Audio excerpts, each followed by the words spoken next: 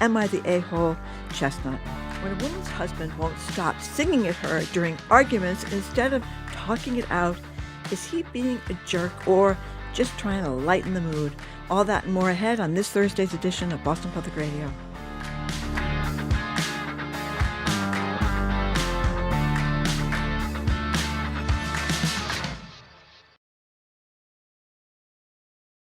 Live from NPR News in Washington, I'm Corva Coleman.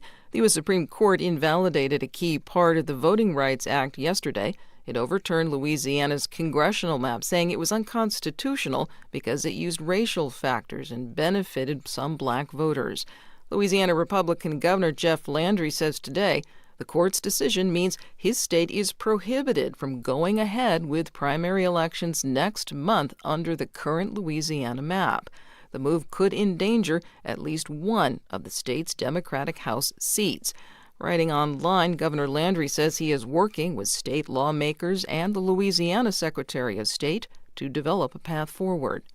Defense Secretary Pete Hegseth will testify before the Senate Armed Services Committee today, and the war in Iran is expected to be the lead topic. Yesterday, Pentagon officials said the initial cost of the war is $25 billion. But skeptics say that is too low. Gas prices at the pump have hit a record high this year. The motoring club AAA says the average cost for a gallon of regular is now $4.30. NPR's Stephen Bisaha reports uncertainty over the war is to blame. The cost to fill up her Silverado in Birmingham, Alabama makes Mary Kaiser numb. I don't feel anything at all. I'm just disappointed. Chris Covey's visiting family and says gas has not affected his driving yet. The place where I'm starting to notice it is the price of groceries because a lot of things are trucked into where I live in Arizona. Gas prices started dropping about 2 weeks ago with hopes the Strait of Hormuz would reopen. But Aixa Diaz with AAA says with no clear end to the war in sight, prices are climbing back up. It's so volatile, and it really just depends on what's happening geopolitically, and that can change by the day. Overall, gas prices are up about 44% since the war began more than 2 months ago. Stephen Bisaha, NPR News. The Food and Drug Administration says it is trying to shorten the timeline for getting new drugs on the market. It's now launching a program to look at study data as it's being collected. NPR's Sydney Lupkin explains. The FDA is taking a new approach to some clinical trials for new drugs. FDA Commissioner Marty McCary explained it like this. So when a patient in a clinical trial develops a fever or is hospitalized or a tumor shrinks, the FDA regulators can see in the cloud in real time exactly what's happening. The agency is working with the drug companies Amgen and AstraZeneca on early-stage drug trials for lung cancer and lymphoma. And it's working with the University of Texas MD Anderson Cancer Center and the University of Pennsylvania. The FDA says it's aiming to save time without cutting corners on safety and hopes to expand the pilot this summer.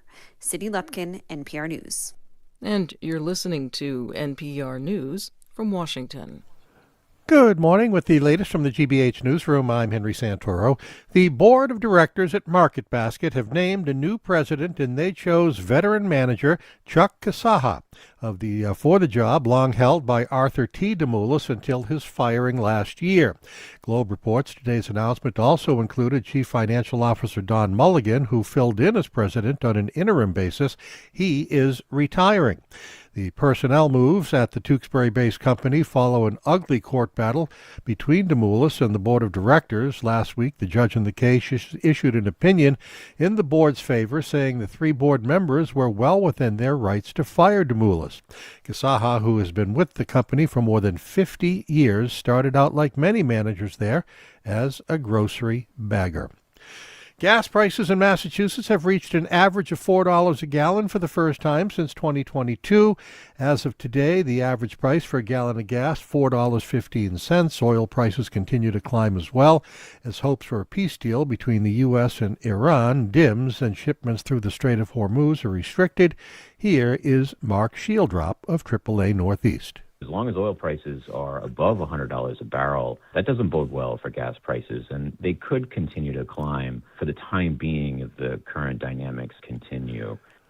Shieldrop says people can save money at the pump by purchasing gas at wholesale clubs like BJ's and Costco and avoiding gas stations that are right on major highways. 48 degrees. This is GBH News. Support for NPR comes from NPR stations. Other contributors include Amazon Business, committed to smart business buying, where AI tools have the goal of optimizing the purchasing experience, paired with delivery options built for business. Learn more at amazonbusiness.com.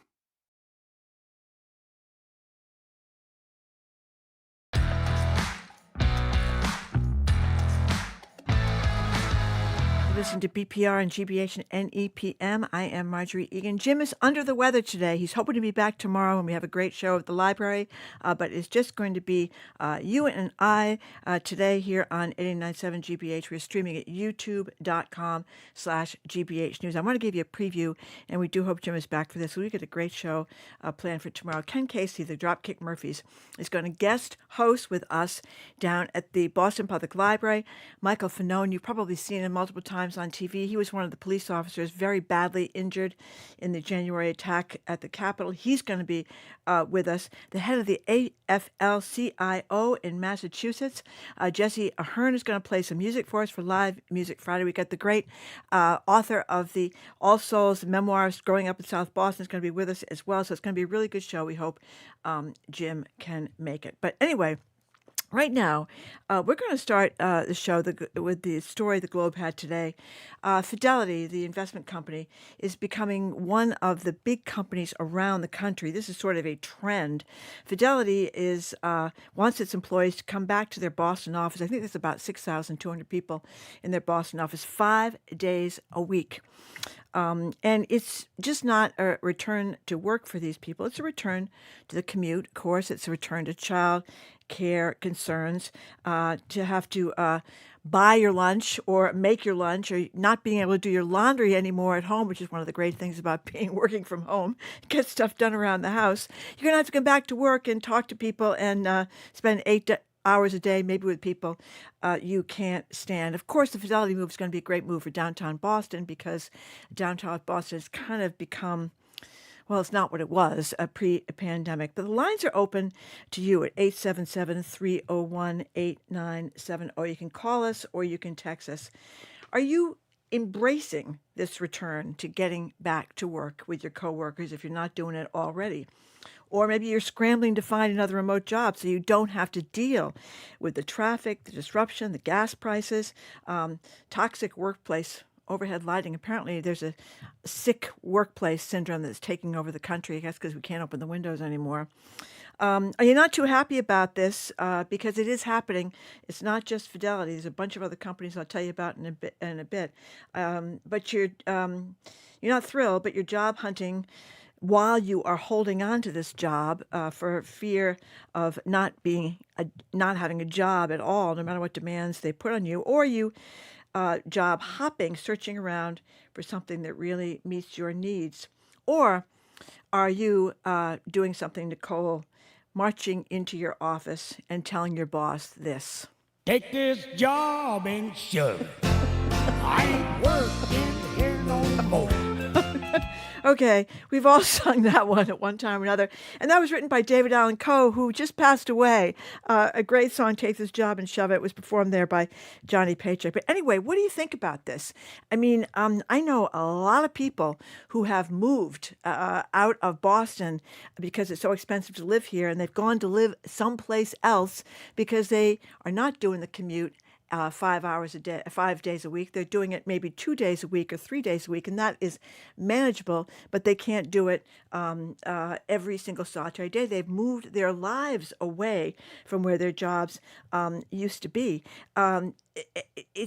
Perks are down, benefits are down, because in the post-pandemic world, the power has swung back to the employers, unfortunately, away from the employees. So what employees used to be able to get away with in terms of being home 5 days a week or 4 days a week or maybe 3 days a week is really going away. As I said before, there's a lot of companies that are doing this. Amazon has changed. They want people to come back. J.P. Morgan Chase, already back full-time in the office. Boston's other big financial services, State Street Corp, they moved to 4 days a week in late 2023, but there's suspicion that they, like join other big companies like Fidelity in asking for 5 days a week. It's happening all around the country. Microsoft is demanding 3 days a week. They're cracking down on that. And it seems like this is the trend, that employers want employees back in the office.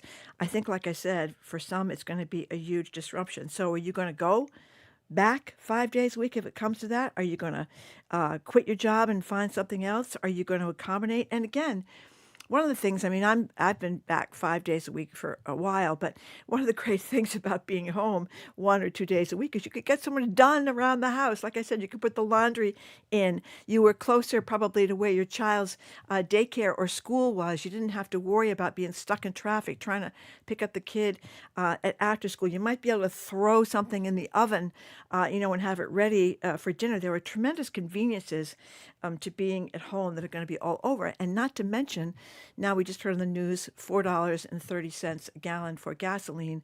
That's a lot of money if you got to drive a long way. And if you have moved to a place far from Boston, I mean, I know people that have moved to Maine. I mean, you can get to some places in Maine within an hour, but still, or they've moved to New Hampshire because they think the prices are cheaper there, or you've moved to Cape Cod. Who knows? It's going to be, I think, a big adjustment if all these companies start demanding that you move back to the office. 877-301-8970. Oh, I want to announce that Jim is here in spirit. We have a Mr. Potato Head over in the chair I usually sit in. There's Mr. Potato Head over there.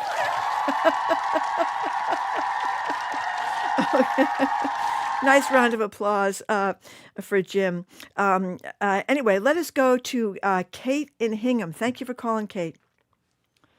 Hey, thanks so much for taking my call. Sure. I just wanted to say how bummed out I am. My husband is going to miss out on doing lots of laundry and making dinner for my family, which is amazing. Yeah. And more seriously, he's going to miss out on time with my kids. He has an hour commute both ways, and it's just been really amazing to have him. I have a 5 and 8-year-old, and it's been such a gift. Like, he can work late and still do bedtime with my girls. So I'm really upset about the whole thing. What's your deal? What's your husband's deal? Have they told him he's got to come back, or is he already back, or is he worried about it, or what's the deal? He is right now. He has to go back 8 days a month, and he was just told he has to go back full time. And he travels, so it's just a bummer for my whole family. I'm so glad you called, Tamara, because I think people with young kids are the ones that are in the worst situation with this, between the school pickups, or if your kids are even younger, and childcare. So do you think he's going to try to get another job, or is he just going to tough it out?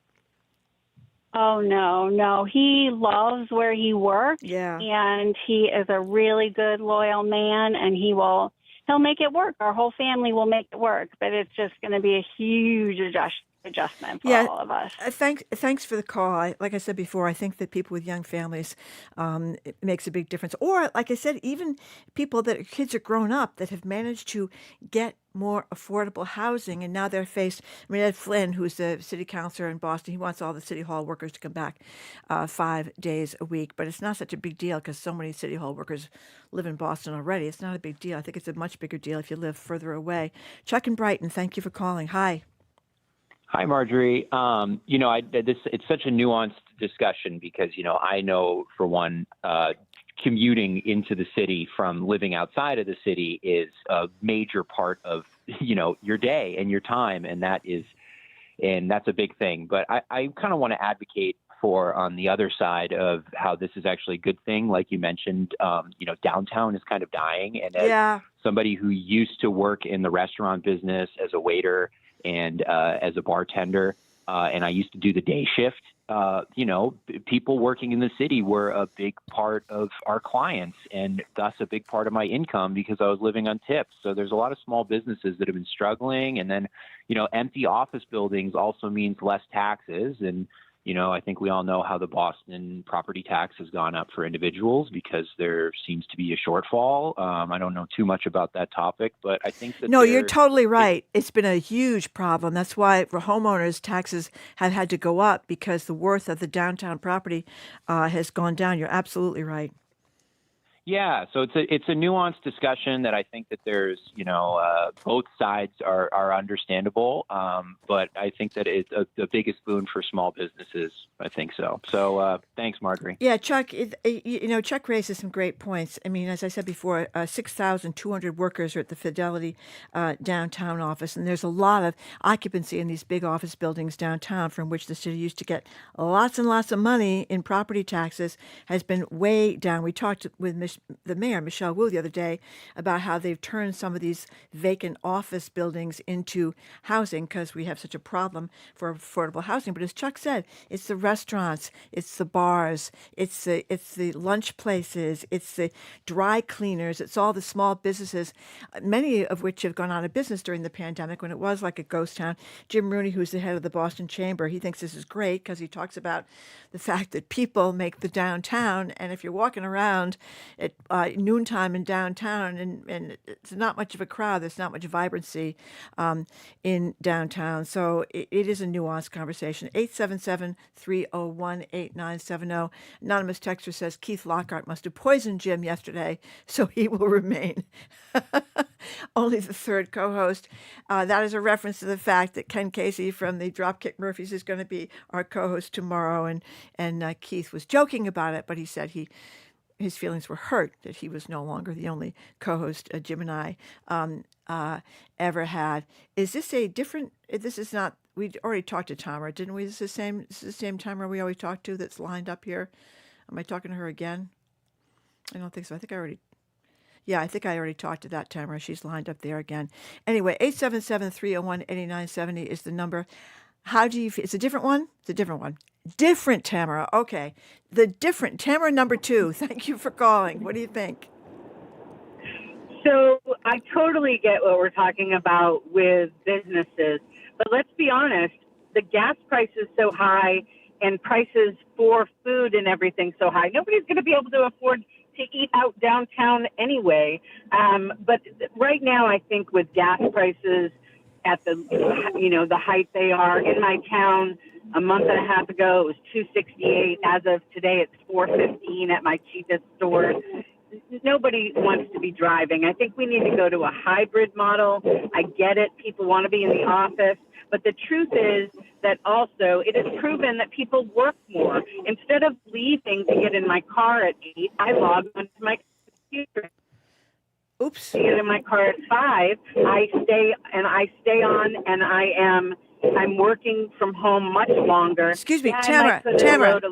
Yeah. What am I hearing? Your windshield wipers? Is that what I'm hearing here? Oh, sorry, honey. Yes, you are. Sorry. It's raining. You might need some new wipers. They seem a little noisy there. I'm not sure. They are. You're right. Sorry, Marjorie. That's so okay. I think the fact that I think people work a lot harder. I did when I worked from home. I was constantly working. Yeah, I might put in a load of laundry or stick the pot on a little earlier, but I was constantly on my devices when I worked from home.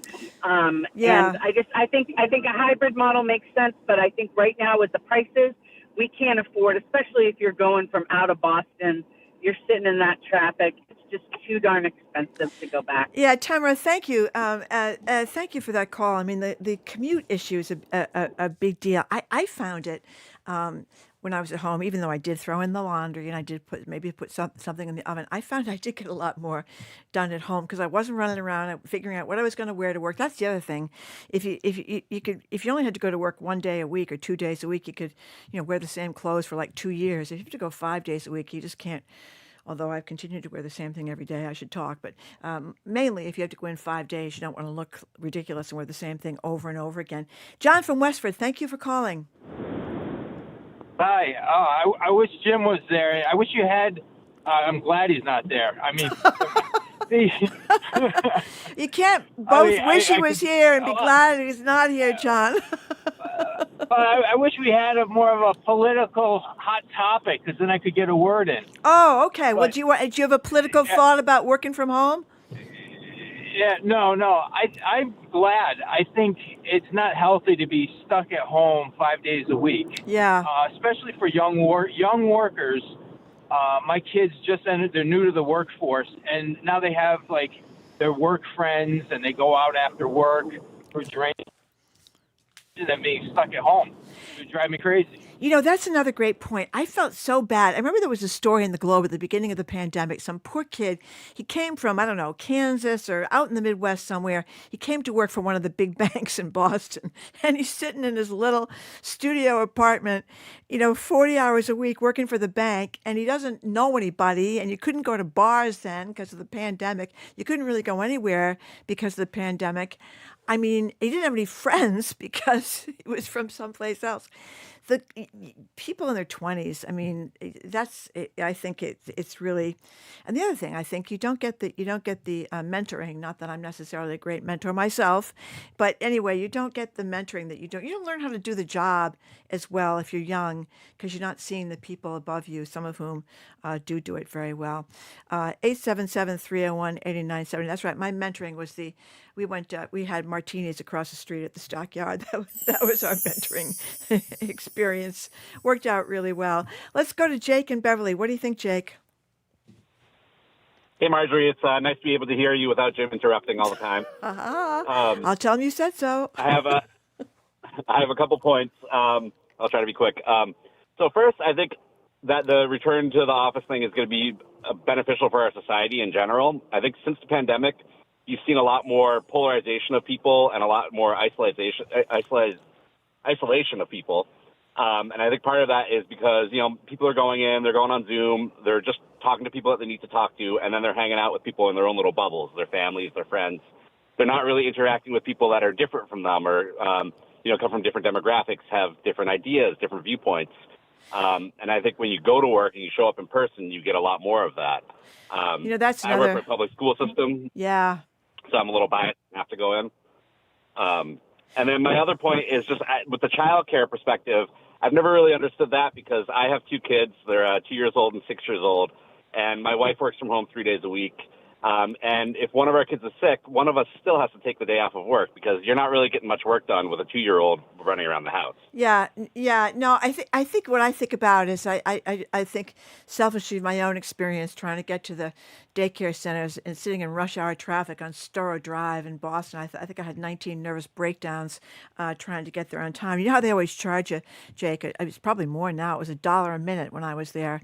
I was really in hock to the daycare center for all the times I was late, and of course it was guilty of child neglect, I guess, not getting there on time. I'm thinking of the commute more than that. But those are all great points too. I mean, imagine if you had a job at the Pentagon, you could go to work every day and have Pete Hegseth scream and yell at you in the hallways like he's screaming and yelling at everybody. We're going to talk with Chuck Todd about the screaming and yelling of Pete Hegseth coming up in the next break. But it's true. You would have to mesh with people that may not think the way you do. Carolyn in Boston, what do you think, Carolyn? CAMRA brings up a very good point. I was a union negotiator for office employees for many years.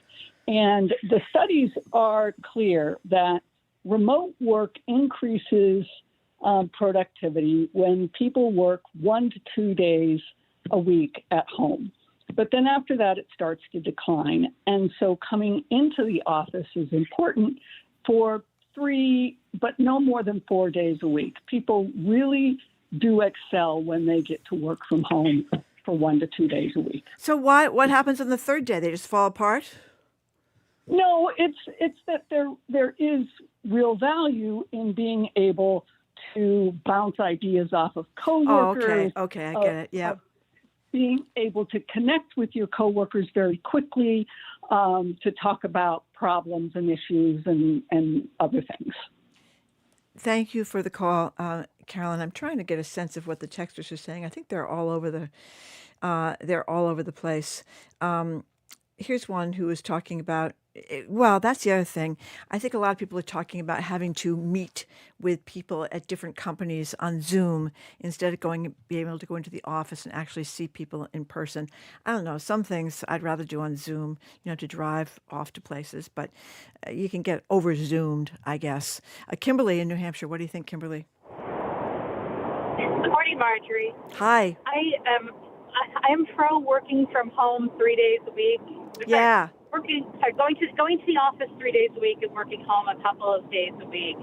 because my commute is way too long. It eats up way too much of my time. I get more done from my company when I can work remotely anyway, because I actually spend more hours working, and our commutes cost too much now. So will you look for a new job? If they push me, yeah, I'll probably start keeping my eyes open. I'll at least go look. I mean, I think 3 days a week in the office is reasonable. I think more than that, the way gas prices are right now, is ridiculous. So, Kimberly, hold on for a second. Do you ever fantasize about doing this? Oh, the sound. Take this job and shove it. I ain't working here no more. Wouldn't you ever think about that? You know, with your job you don't like that much, you just go in and what do you think, Kimberly? Well, I do like my job. This one, I like it quite a bit. Yeah. But I definitely, for past jobs, absolutely. Yeah, I think that is a fantasy of probably 90% of American workers at some point in their life, to be able to go in to the person who's giving you a hard time and not giving you time off and done all those things, to go in and tell them that. I've thought about it maybe once or twice. We have time for one more call here, I think, before we go to the break. Where are we going, you guys? Let's go to Jane in Concord. Hi, Jane. Hi. My main thought was that a lot of companies, like tech companies, where people have been commuting even from across the country or other countries, they're doing these back-to-work rules to get people to quit because they otherwise have to fire them or lay them off, and they're doing huge cutbacks anyway. So it's a little more complicated than they just want you back for socializing, even though that's a good thing. And obviously, it's much better for the planet if people aren't commuting. So it's not just the cost of gas, but it's the impact on the earth.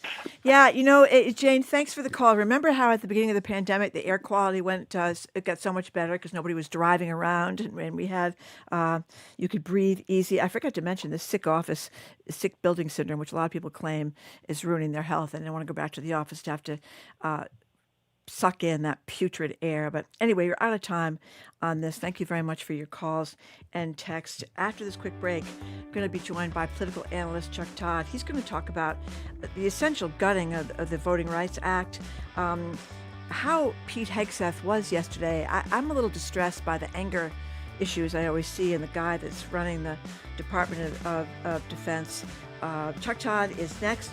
I'm Marjorie Egan. He's Jim Browder. You're listening to BPR and GBH at any PM. We are streaming at youtube.com/GBH News.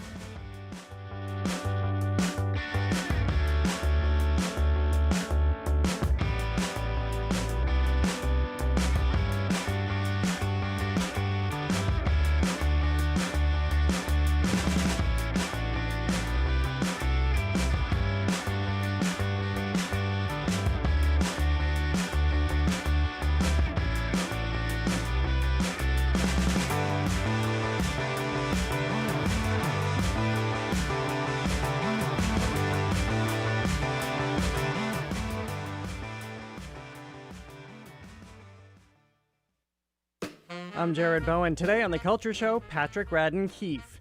The New Yorker staff writer and best-selling author of Say Nothing, An Empire of Pain, has built his career on deeply reported accounts of crime, power, and consequence. His new book, the nonfiction thriller London Falling, begins with the mysterious death of a 19-year-old in London and cracks open a world of money, deception, and dangerous proximity to power. That and more on The Culture Show today at 2 on 89.7 GBH. Our programs are made possible thanks to you. And Biogen. For nearly 50 years, Biogen has been committed to advancing biotechnology innovations to develop new medicines for people with hard-to-treat diseases. Biogen, making breakthroughs happen. Biogen.com. And Schneider Electric, providing energy technology and sustainability advisory services to help the Boston Athletic Association shape more sustainable events for athletes, fans, and the community. Learn more at se.com.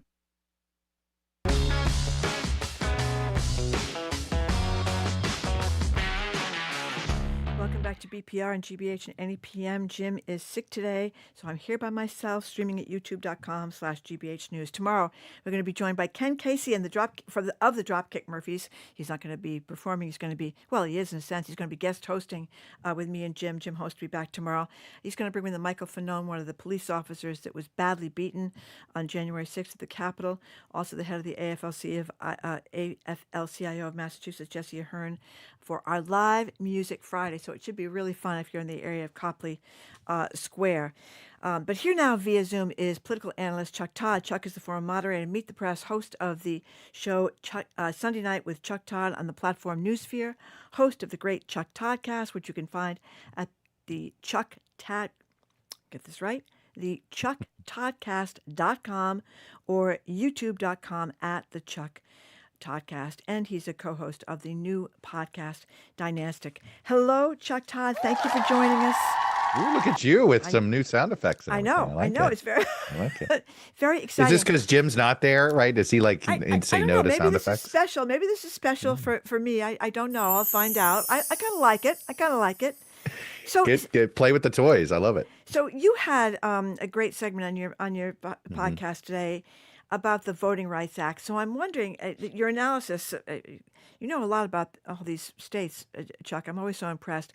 What's this going to mean, this essential gutting of the Voting Rights Act for the midterms, for 28, for beyond? What's it going to mean? So for the midterms, it's pretty minimal. And it's simply because of the time, right? You've already had a few states actually hold primaries. You're in the middle of primary season in some cases. You've got May. A couple of these states were about to go, Georgia. So you're not going to get a remap in Georgia. You're not going to get a remap in Alabama. You might get one in Mississippi. You're definitely going to get one in Louisiana. I don't think you're going to get one in Tennessee. But so when you start to look at it, and in some ways the new Florida map anticipated this, because the one district they really chopped up was a district that had arguably had some Voting Rights Act protections to it in Central Florida, not an African-American district, actually a Puerto Rican majority district. But it is, so I think the impact is minimal. It'll be a little bit bigger in 28. I think you'll see, and it's anywhere from 6 to 8. But, this is a complicated, these formulas, it doesn't automatically, so they're going to get rid of these 70, 80% Democratic districts. Okay. But what they're going to do in order to get rid of them is essentially make a bunch of other districts less red. Yeah. And you're going to have more swing districts. Now, it may mean a different type of Democrat has to run in these places. You may have some, in some cases, very ideologically charged primaries, racially charged primaries. That's very possible in some of these areas. But they're not going to be uncompetitive. If anything, they're going to be more competitive. And so, I gave an example on the podcast of what happened, sort of the 1991 reapportionment. 1992 was the first time that the Voting Rights Act was used to create majority-minority districts, no matter what. And it really benefited Republicans, right? The 91 reapportionment is how Republicans ended up winning Congress, control of the House for the first time in 40 years, by 1994. And that was because the Bush Justice Department essentially, what did it do? It took Democrats and packed them into compact majority-minority districts all over the South. My favorite example was Georgia. The 1990 delegation was 9-1 Democratic. By 1994, it was 8-3, essentially Republican to Democratic. So, and that was so. What my point is that look, this is not good for minority representation in Congress. Correct. And that is the larger purpose. But when people are asking about the balance of power between D and R, it actually is. It's going to change the makeup of who the Democrats are in the South. But it's going to probably, politics abhors vacuums, right? It isn't going to be these solid red states, if anything. Now, my pet issue, and it's a arcane issue, except I believe, don't fight over the chairs, fight over the size of the table, right? The issue of representation in Congress, the reason where I think don't have a very representative Congress to the country is because the actual House of Representatives has not expanded with the size of America's population in 100 years. That's an excellent And point. this is where I would be putting my efforts. If you care about representation in Congress, making sure that Congress looks like America, we got to make a bigger table.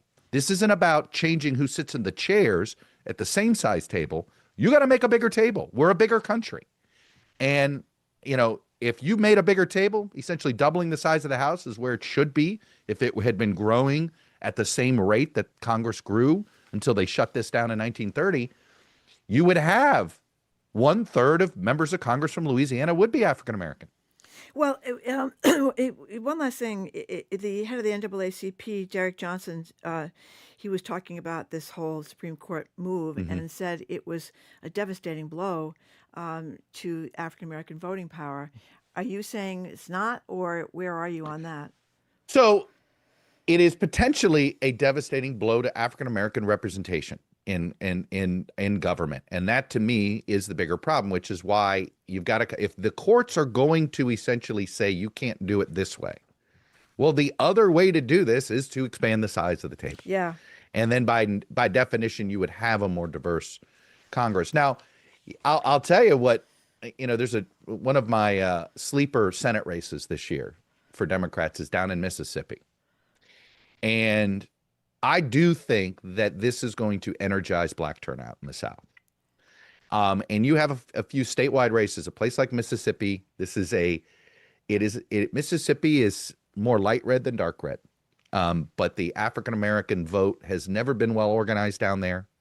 Part of it is the National Party hasn't invested. They have a very good Senate candidate this year. He's actually somebody who was nominated by Biden to be a federal judge, denied essentially an opportunity to serve by the Republican senator he's challenging in Mississippi.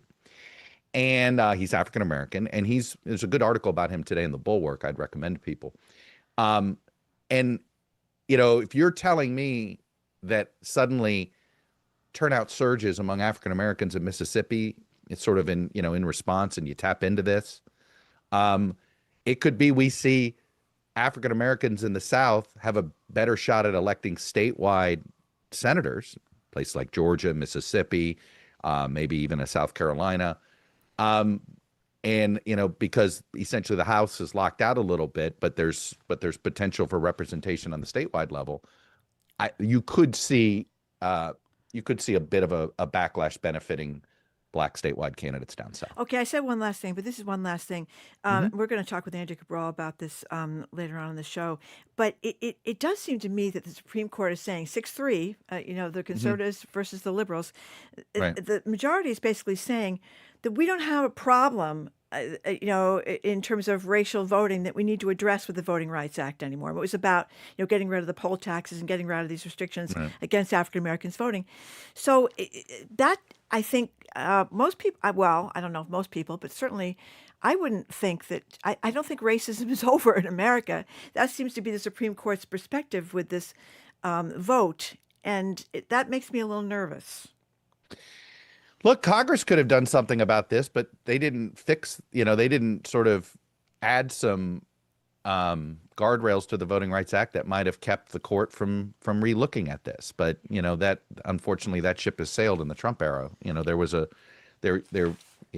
Republican, there used to be a series of Republicans that were sort of more sympathetic on this. And again, Congress could address this if they chose to. And instead we've saddled the courts with having to do this, and then you of course get these very, in this case, feels like a pretty partisan decision. Okay, so let's move on from this. I'm going to play you a little sound. We don't usually play sound with you, but I can't be the only American that hears Pete Hegseth, who is running the Department of Defense, in these press conferences, which it's hard even to watch because they upset me so much. Now he's up on Capitol Hill yesterday. Here he is testifying in front of Congress on the war and his tenure. You'll hear this Representative DeLuzio question Hegseth about a CBS report about how the first American service members died. How the way Sean Parnell stated was not true. Here it is. Was our concern that something? I'm going to pause you there. I'm going to give you a chance. Absolutely. Secretary, I'm going to you're give you a disparaging me that I don't care. I'm asking you whether you think they're liars or not. That's what I asked you. You are disparaging me that I don't care about the passing of our troops. Nope. I asked if you thought they're liars, Terry. That's disparaging and smearing in every way. Nobody cares more about the fate of our troops. Nobody cares about the health of our troops. Nobody wants to bring them all hope more than I do. I understand, but he controls the time. He controls the time. You could control your answer. He could control his anger too. I mean, he's like this guy's in a continual road rage scene or something, and he's running the Pentagon. I don't want to claim that you mispronounced something, but I might have said roid rage rather roid than road rage. Well, it could be that too. You know, That's it could a be very that good too, point. right? Yeah, I mean, I think you Freudian slipped there. Yeah, right? he and RFK Jr. perhaps. Yeah, like I said, let's take the creatine out of the coffee, Mr. Secretary. To me, what was even more striking was the occasional answers you get from General Kane, right? And how the tone was completely different, how apolitical he came across, and almost took pains to come across as apolitical given the display there. Look, I think Hegseth really hurt himself with Congress in general. I think it's going to be a lot harder to get that big fat budget he's hoping to get. I mean, this is not how you cajole Congress. You know, these are very narrow majorities that Republicans have. They're going to need a lot of Democratic votes because there's a good chunk of Republicans that, you know, that are such, you know, obsessives about balancing the budget. They're going to vote against the Defense Department budget almost no matter what. So there's some Democratic defense hawks that they're going to have to win over. And his behavior is just appalling. You know, it's the most, you know, you sit there, there's not a defense secretary that comes even close to being this disrespectful to the American taxpayer, this disrespectful to elected officials. Now, there's a part of me that wishes that there was a bit like I understand that the venom and everybody's sort of, you know, and this is what happens in the Trump era is that they say something so crazy that you feel like you've got to push back, and it's hard. I wish there was a different tone that was taken in some of the questions where you could expose the absurdity of Hegseth's behavior even more. But look, I understand that these days, you know, this is all pugilistic warfare the way these committee hearings go. But you know, Hegseth was just, I mean, there was this other dumb thing he did when somebody was asking about the rising price of gas. He goes, "You mean in California? You mean in California?" And he kept saying, it was like he was a child. Yeah. And it was just, that's the thing about it, this immaturity, this arrested development. And what you really have is it's the worst case of poser complex I've ever seen in Washington, right? Talk about a guy who knows he's in way over his head, right? And this is what you do when you're in way over your head and you don't want to admit it, is you just lash out all the time. Yeah. I think that's why some of us looking at Prince Charles, not really at the top of my list generally, but a little decorum, you know, a little politeness, a little something. I'm sorry. How low have we sunk? I have never been a big fan of the royals. Me in neither. General. Well, a little bit. More than you.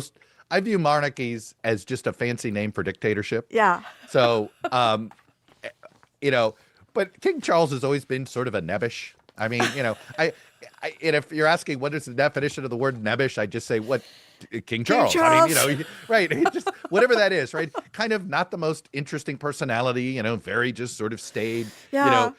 And when he's coming across as the most interesting statesman we have, you're like, wow, man, the bar has just gotten I know. It's terrible. eliminated. Well, I want to squeeze in two more quick things because we only have 3 minutes left here. But just quickly, Janet Mills suspended her campaign. She, of course, is running for the Senate up in Maine. Graham Plattner, the oyster farmer who said some very Nazi tattoos, insulting women, sexual assault survivors and stuff like that. But he's walloping her. So what does this say about the Democrats 2026 and beyond? Well, I mean, I go back to a basic in politics. Don't run in a campaign you don't want to do. And Janet Mills never really acted like she was that interested in this race when they were courting her.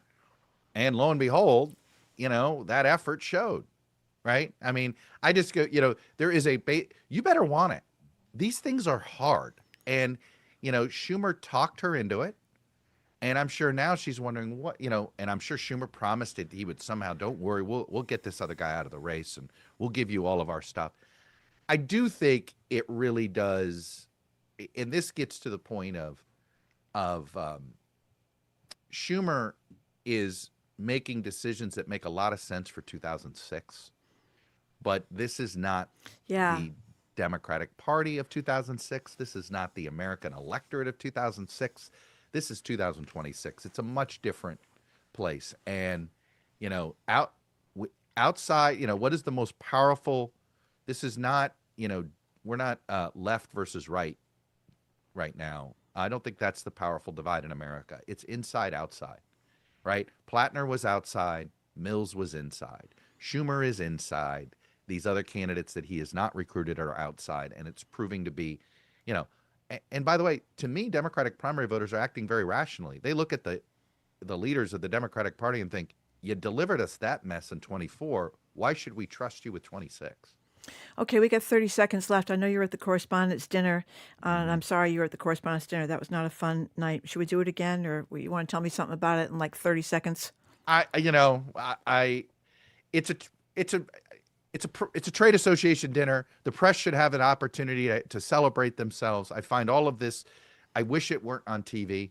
Yeah. And it had never been televised. We'd never have the way, the U.S. Chamber of Commerce, the realtors do a dinner. C-SPAN doesn't put that on TV. Okay.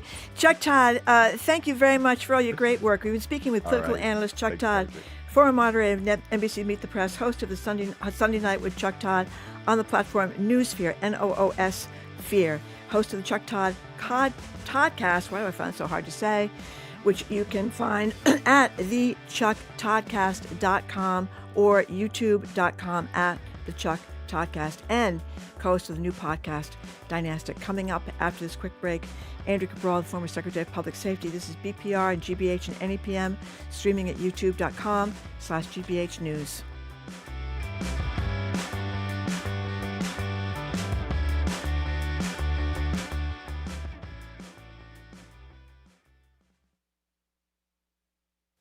The weekend is coming with stories. I always knew that I had a voice that could make a difference. Gardening. Prune for health and appearance, not to try and control size. And DIY delights. There are these companies and they go viral because they'll spray something on the side of cedar and it just brightens it up and makes it look beautiful. But it doesn't actually add to the durability. That's how we do weekends on GBH 89.7. Support for GBH comes from you. And MIT Federal Credit Union, committed to helping members grow their balances while keeping them accessible with their high-yield money market. Memberships open to the public. More at mitfcu.org, federally insured by NCUA. And the Umbrella Arts Center in Concord, Massachusetts, presenting the Tony Award-winning Broadway musical Hairspray, now through May 17th. Tickets at theumbrellaarts.org.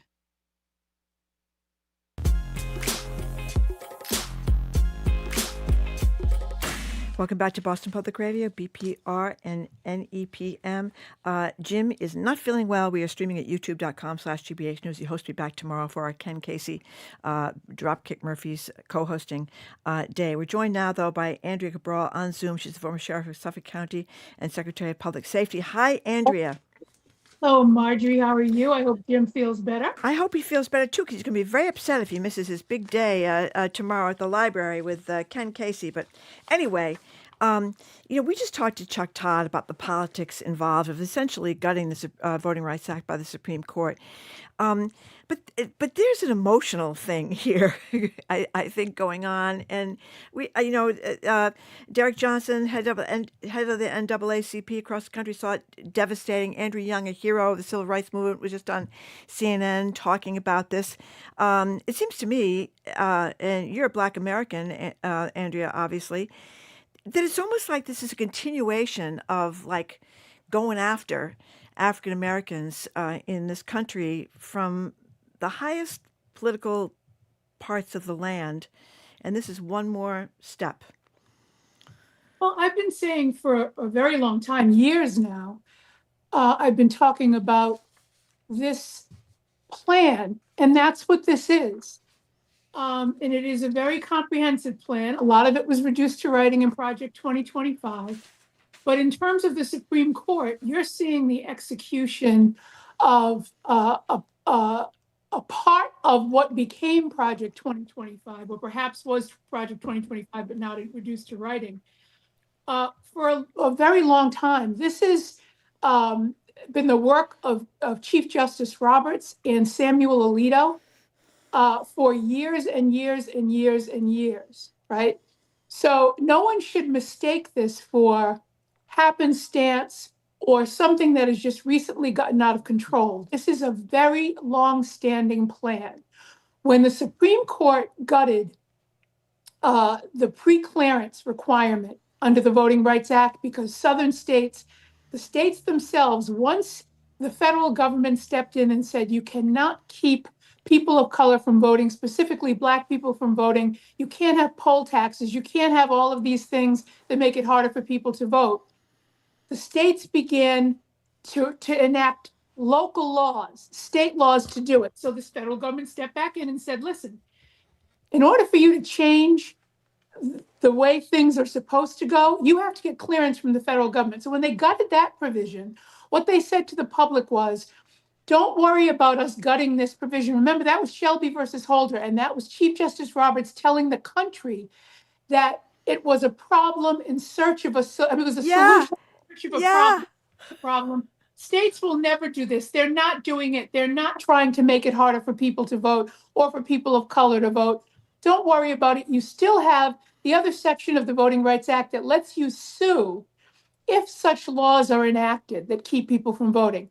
They then came by in Brnovich and gutted that provision and made it harder for people to sue under that provision. Now they come with this latest decision under Calais that essentially guts the Voting Rights Act. And people who are saying, well, at least they didn't declare the Voting Rights Act unconstitutional completely, and they're relieved about that, they couldn't declare it unconstitutional completely because it was based on the Constitution. The Voting Rights Act is a brainchild of the rights enshrined in the Constitution. So they were smart enough to know that if they kept it on paper, but they hollowed it out in terms of anyone's ability to enforce it, and they already have a compliant DOJ that's not willing to enforce it, but in case any states wanted to try to enforce it, they wouldn't be able to do it. So people should be very, very clear that this is, as I've said many times on this show, the most significant reentrenchment of white supremacy since Jim Crow. And it is intentional, and it is very deliberate. And the other thing that people, really need to understand is how disingenuous the Supreme Court was in making this ruling, so much so that Sonia Sotomayor enunciated her dissent from the bench, which is very rare. I think she's done it one other time, but it's very, very rare. This is the court that chastises lower courts if they make decisions about, historically, has historically chastised lower courts if they made decisions too close to a In 2022, I can't remember the name of the case, but there was a case that had changed the map to create a pro-minority district. And the Supreme Court said, it's too close to the election. You can't do that. This decision, it's a Louisiana decision about Louisiana voting, and voting is already underway in Louisiana. Now, I think the primary is the 16th or something, right? The 16th, and just a few of minutes, May. This Louisiana House announced that it is now postponing its primary elections. And that cannot be a good sign.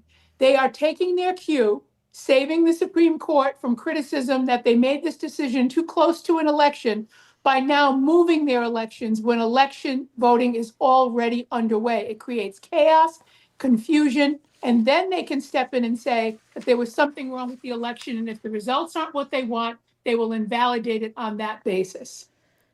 Yeah, well, I said this to Chuck Todd. We were just talking to him about this, and he had this elaborate state by state, thing of what's going to happen and when it's going to happen and stuff. But it seems to me like back in 2013 when the Roberts was talking about how there really isn't an issue anymore of race issues in voting.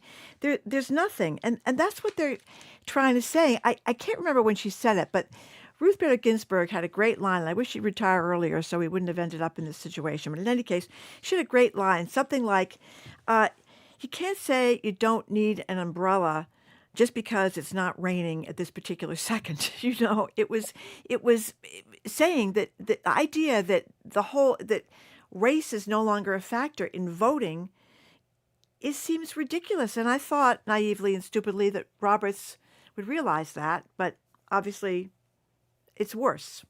He at least this is my view of it. Make no mistake, this isn't a question of ignorance or blithe optimism about the human condition. They are all well aware of what they're racism doing. In the United States of America. I would suggest that Alito and Roberts are racist. They are themselves racist, whether they want to acknowledge that or not. Clarence Thomas has benefited from all of the suffering and the death and the blood and the tears of the fight that came about to create civil rights laws and civil rights equality under the law for all people, an absolute beneficiary of it. And here he stands, as he stood with Scalia before Scalia died, walks in lockstep with Roberts and Alito on all of these things. He is, for his own special reasons, among the most disgraceful. Oh, yeah. But don't for a second that they just don't see it. They do see it. They know it exists, and they're clearing a path for it. That's what they're doing. And they're doing it without any regard to the legacy of the Supreme Court, to the Constitution, or democracy. I am at the point where I believe that their intent is to overturn democracy because it does not continue to benefit solely straight white men. These are white supremacist rulings. This is a president who is a white supremacist. I don't know how people can sort of not get that or fail to embrace it and not fight back against it with everything they have, because this is how democracies end. Well, it has been said by many people, and maybe you were one of them, but that the damage here is so is so huge that it could take decades to get back to where we were 20 years ago. If at all. I mean, at all. Nothing is impossible. If you look at the comprehensiveness of this, Marjorie, if you look at what has happened in all three branches of government, where you literally, the only branch, and only at the district court level do you have federal judges trying to hold the line and uphold democracy, and only in certain appellate courts are they continuing to do it, and certainly not at the SCOTUS. And you look at the legislative branch, and you look at the executive branch, this is a comprehensive, pretty well executed plan to create the kind of damage that cannot be recovered from. So I don't know about the mental health of Elon Musk, but I know he's the richest guy. I think he's the richest guy at this moment in the world, or if not, he's number two. He's about to become a trillionaire, I believe. He's obviously very influential in American politics. He can spend a lot of money on races and so forth. He actually is on X talking about, quote unquote, a genocide against white people. I mean, what do you say about it? It's just, this is what he thinks, and he has a lot of power. Well, what I say is I don't understand why people didn't see that this was who Elon Musk is. Elon Musk is, and his family for generations, are the beneficiaries of apartheid. He is from South Africa. His father made, I'm sure, a ton of money while apartheid, or his father's grandfather. I think they were in emerald mines. I think they're in the gem industry, and benefited from apartheid probably for generations and generations. He inherits a ton of money, much like Donald Trump, and proceeds to increase his wealth by leaps and bounds by buying the intelligence and the intellectual product of other people, and then owning it. And he then helps Donald Trump win, and there are all kinds of interesting ideas about how he managed to do that with SpaceX, with the satellite. And he's bought races. He was buying votes. He was nakedly buying votes. And judges were not allowing those lawsuits to go forward. To see him posting about so-called white genocide and race, and by the way, the number of posts, I think this was it the Washington Post that did it? They've dramatically increased. Yeah, well, they analyzed over 65,000 Yeah. posts And he had a percentage of he was close to 1,000, I think, where he's posting about race in some way, shape, or form. 50% of those actually mentioned the word white. He promotes other people's posts that fall into the same line. Don't think that his views on this are fringe. His views on this are mainstream. They fit into exactly what is happening with the SCOTUS decisions, exactly what is happening in the Trump administration, exactly what's happening with the DOJ and the bringing of cases that are insane and frivolous, and the absolute abdication of all of their responsibility to represent all of the people. Elon Musk is not out of step with what's going on in this country. He's in lockstep with it. We're talking with Andrea Cabral, the former sheriff of Suffolk County. So speaking of the DOJ doing insane things, as people may know, James Comey, the former head of the FBI, is facing a seashells in the sand indictment now for taking a picture of seashells in the sand that said 8647. 86 generally means it's all gone or get out of here or it's over. In restaurants is where I think of it. Something is all gone, 86, and 47 is the number of presidents he is. He's being indicted. You're a former prosecutor. Generally, this has been laughed out of the park by people that know something, but I get nervous about these things. I don't know. I hope it's laughed out of the courts. It's on its face unconstitutional, and and they'll never be able to prove it. But I keep saying here on this show and elsewhere, the point of these cases is not to win them. It is among the most disgraceful things that the DOJ continues to do is to act at the behest of Donald Trump as though they work for him and not for us.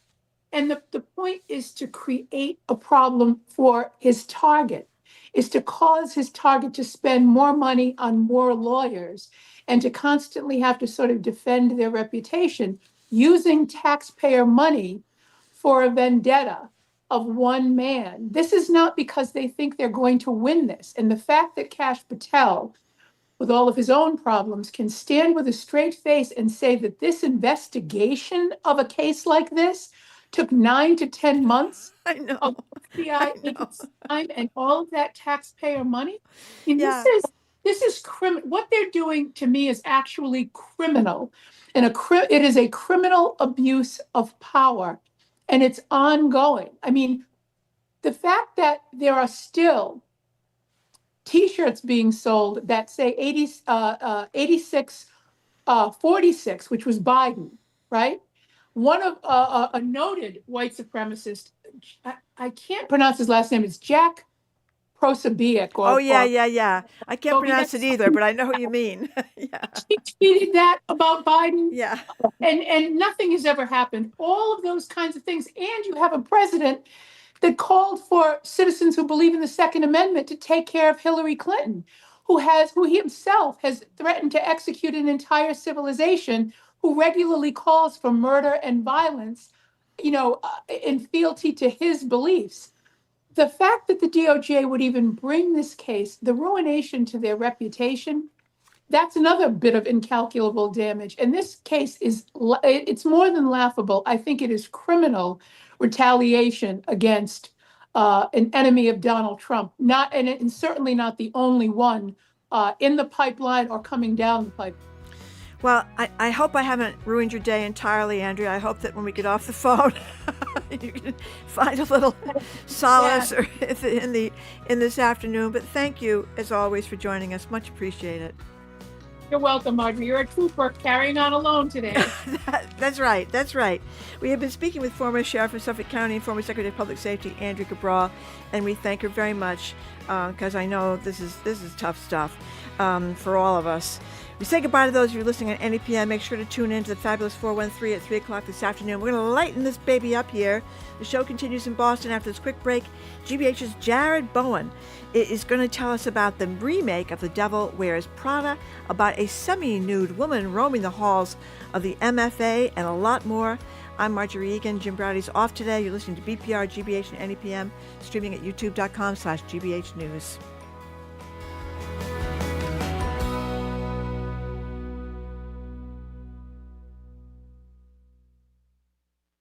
your part to support the programs you love by becoming a GBH Sustainer. Sustainers make easy monthly donations that keep the news you trust on the air, month after month, year after year. Enrolling is simple at gbh.org/sustainer. Funding for our programs comes from you. And Boston Ballet, presenting Spring Experience, a dynamic journey through movement, music, and emotions, including Jerome Robbins' celebrated Dances at a Gathering. Opens May 7th at Citizens Opera House. Tickets at bostonballet.org.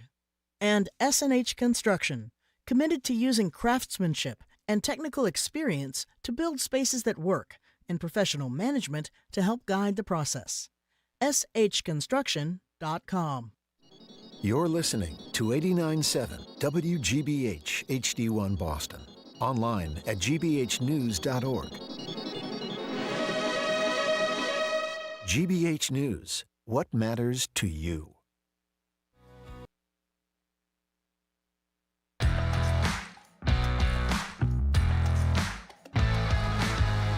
Welcome to hour number 2 of Boston Public Radio, 89.7 GBH. Jim Browdy is still sick, but we're forging ahead here. We hope he's going to be back tomorrow because we have a big day at the library tomorrow.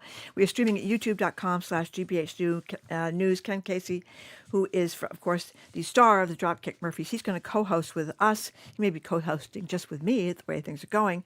Anyway, we're going to be joined by Michael Fanone, one of the police officers badly beaten January 6th, Michael Patrick McDonald, who wrote that great memoir, Southie, growing up there, All Souls, and more. May 12th, we're going to be joined by the Attorney General of the Commonwealth.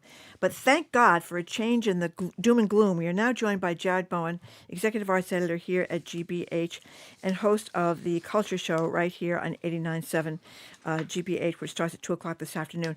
So... Wait, Jim is sick?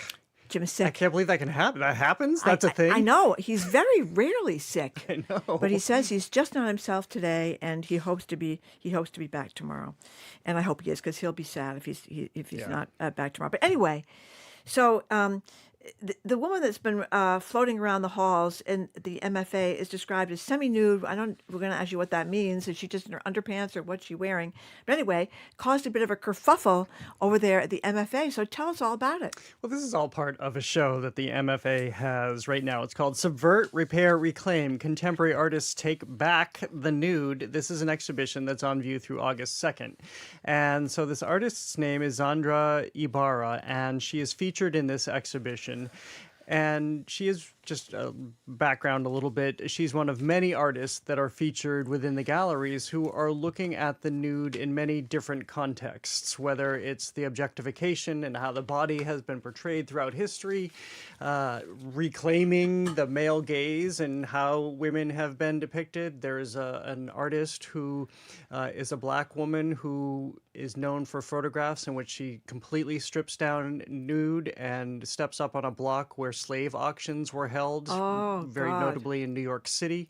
So it's all manner of looking at the depiction of the nude, how society has considered it, how museums still have these portraits and paintings and sculptures within their galleries, even if there are problematic histories associated with them, like Gauguin. So flash forward to last week when, with some announcement, the MFA said that there would be a piece of performance art. And again, we find Zandra Ibarra walking through the galleries, starting in the contemporary art space where her piece is held, and then into the European art galleries, initially wearing a breastplate and yellow heels and nothing else, and toting basically a nylon sack, nylon referring to the hose that women wear. Yeah, pantyhose. Pantyhose, exactly, filled with the accoutrement of women, pearls and a wig and more heels and things of that nature.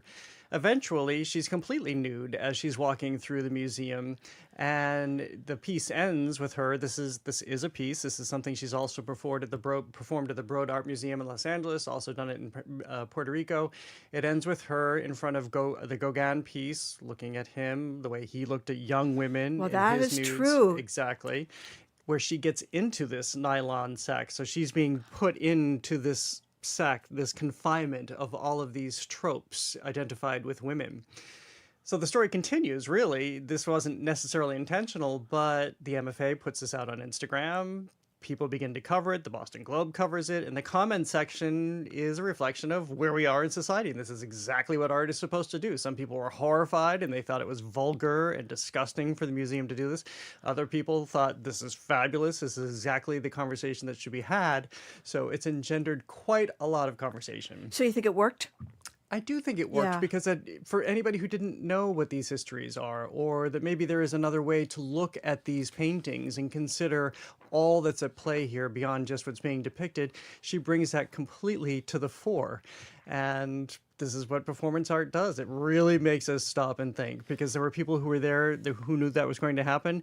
And I should say it's called Nude Laughing. That's the name of the piece, because she's laughing all the way through the galleries. I like that. So people, I like that. I was just at the MFA on Monday, I think it was, and they were explaining how people were hearing this noise from galleries away, so they would walk over and be very stunned to find a nude woman walking through. Okay, last time I talked about movies with you is we went to Wuthering Heights, and it was horrible. Yes, horrible. that was bad. So we're going to play a clip from The Devil Wears Prada 2. This was a big hit with Anne Hathaway and Meryl Streep, Emily Blunt, Stanley Tucci. Here is a piece from the remake of The Devil Wears Prada 2. I am the new features editor at Runway. No, you're not. Are you serious? Wow. Wonders never cease. No, I'm actually a journalist now. I've been published in it doesn't matter. Anyway, we are all well aware that running that story was a mistake and are taking immediate steps. I cannot actually get over this. It's really remarkable. A senior editor at Runway. You. Yep. We're all so thrilled. Mm-hmm. You know what's funny is you've changed. You have. You're much more confident. Oh. Kept those eyebrows, though, didn't you? So the first one was really good. What do you think of number 2? Disappointing. Oh. I mean, I think anybody who loves Devil Wears Prada should go see it, because it's really wonderful to see this cast come back together. 20 years. It's been 20 years since that original film. And she's supposed to be Anna Wintour, the editor of Vogue. Exactly. Yep. And I think that plays into why the first one was so alluring, because how daring for this team to make this film and for Meryl Streep to play this character. Because Anna Wintour never acknowledged this till only within the last year, which now you realize it's all about promotion and business, because Condé Nast and Disney, which is putting out Devil Wears Prada, they're all coming together to collaborate. You have Meryl Streep and Anna Wintour on the cover of Vogue and so on and so forth. So that kind of mystique, that kind of provocativeness is gone.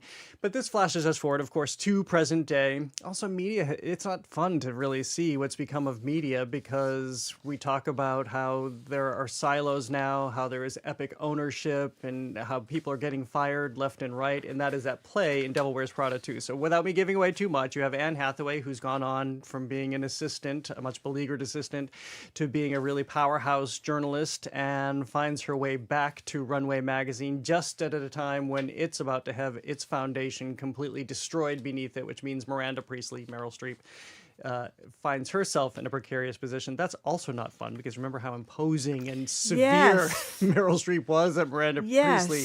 So it all becomes a little bit weaker. I just thought it needed more teeth. That said, it's gorgeous to look at. There are lots of fabulous cameos, fabulous clothing. All of these actors are terrific. Anne Hathaway, Meryl Streep, Stanley Tucci. I will say the main reason to see this is for Emily Blunt. Even in a movie with Meryl Streep, she manages to walk away with the film. Really? Yes. She is great, isn't she? She is so great. She's hilarious, as you just heard in that clip. And her character in this film, we find, has gone on from also being an assistant to now being a chief figure at Dior. So she's somebody they all have to wrestle with. So definitely it's fun. It's fun. And it's better than Wuthering Heights. Or Withering. It's a lot better it's than not Wuthering Heights. I know. It's Wuthering Heights. I don't know why that's so difficult for me to say. Wuthering Heights. We were withering when we were there. We were withering at Wuthering. Yeah. Okay. So we're going to play a little sound here from Elaine Page performing Memory. This is from the 1998 production of Cats, the musical. Here it is.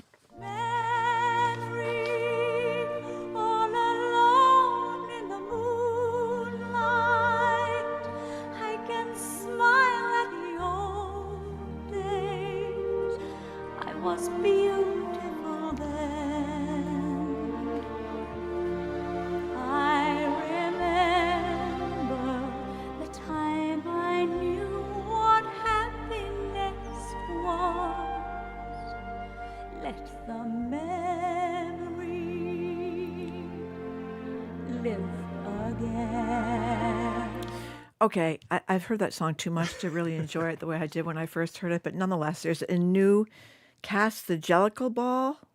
So this is where context matters. Context is everything. So I was recently in New York for another Broadway binge, just leading up to the Tonys. I think the shows I'm about to talk about, we'll see all of them get Tony nominations.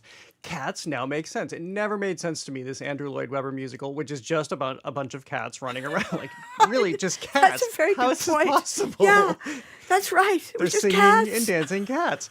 But, so this is where it all changes, because this production, Cats the Jellicle Ball, takes us to the drag ballroom scene in New York. Oh, okay. So where the cats are really now drag queens performing on the stage, the competitions about voguing and costume and athletics. They actually have judges each night. When I was there a couple of weeks ago, it was Carson Kressley who was up there as a judge. You have Andre DeShields presiding over all this. He's a major Broadway star for more than 50 years, going back to The Wiz. And for that, it's the most raucous audience I have ever experienced at a Broadway show, and it was so much fun because you feel like you're entering into a drag ball with all of drag these cats. A drag cat ball. Well, there were not really cats here. Oh, they're not cats. But when you think of everything that the cats were singing about in memory, looking back at a career and what it could have been, especially thinking about how queer people were treated during the height of the drag ball era, the late 70s and early 1980s, it all makes sense. It suddenly makes sense. Yeah, that clip, it was 1998. But it goes for the original cast, which was a much different time for gay Americans. Exactly. I mean, coming out of the AIDS crisis, coming out of rampant homophobia. So this is why this Cats has been reclaimed in a pretty literally fabulous way. So thumbs up for that. Yeah, very enjoyable. Okay, tell us about Titanic. So Titanic is very campy. Broadway's having a very gay moment, I feel like, because then we go to Titanic, which when the play opens with us being in a museum built around Titanic artifacts, and this mysterious figure arrives all shrouded. She throws back her hood, and it's Celine Dion, because she wants to tell all of the other museum patrons about the true story of Titanic. Because not only is she associated with the film, but she was actually there. She's deluded. Celine Dion thinks she was actually aboard the Titanic. And then it explodes into this raucous romp, very campy, very hilarious. Speaking of drag, Jim Parsons plays Rose's mother from the film in this. And so it's really very funny. It's gentle ribbing, as they say about you and Jim and the That's GBH right, ads. gentle ribbing. Gentle ribbing about Celine Dion. So it's sort of hero worship, but also taking on some of the funniness about who Celine Dion and how Celine Dion is. But these sound like they're taking chances and very creative, both of them. I have to say, when I thought, how are they going to do this with Titanic, knowing that they're kind of poking fun at Celine Dion, they don't have the rights, but they have all the rights to this music. They even have the Disney, who never gives up anything. Remember, she did that song for Beauty and the Beast with Peebo Bryson. They even have that song in the show. And then the Iceberg is played by basically a woman, an actor playing Tina Turner. What does the Iceberg have to say? A lot as Tina Turner. So it's a wild show, and it's okay. The Iceberg is speaking as it prepares to hit the side of the Titanic. Well, it's all told through music, yeah. So. You remember what Tina Turner was like on stage. She was a whirling dervish, so maybe fitting as an iceberg. So thumbs up on that one, too. Thumbs up on that. I didn't. The first act was a little slow, and then it really gelled by the second act. All right, we've got one more. John Lithgow playing Roald Dahl. This is a gripping performance. A chance to see John Lithgow do this on stage is incredible. It takes us back to the early 1980s for a true story where John Lithgow is at his home out in the English countryside. It's undergoing renovations, and he has a representative of his American publisher coming to visit because he has just penned a review of a book that looked at the siege of West Beirut by the Israeli army during the 1982 Lebanon War. Oh, wow. And he is basically saying he did say that not only was the army inappropriate, but all Jews are barbarians. He likened that, he just broadened it out to these horrific anti-Semitic comments. So who John Lithgow is playing here is this author, this beloved children's author, and it's called Giant because he's a towering figure of literature, also a really tall man, as is John Lithgow, who can bend people with his own fame and power and intelligence. So in Lithgow's performance, we see him bend around these accusations of anti-Semitism.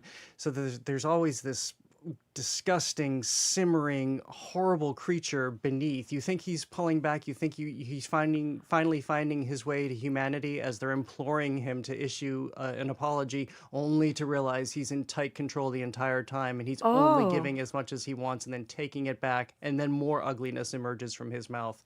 It's tough to watch, but it's one of the most extraordinary performances I've seen, maybe ever. So 3 big hits right in a row. Yeah. Okay.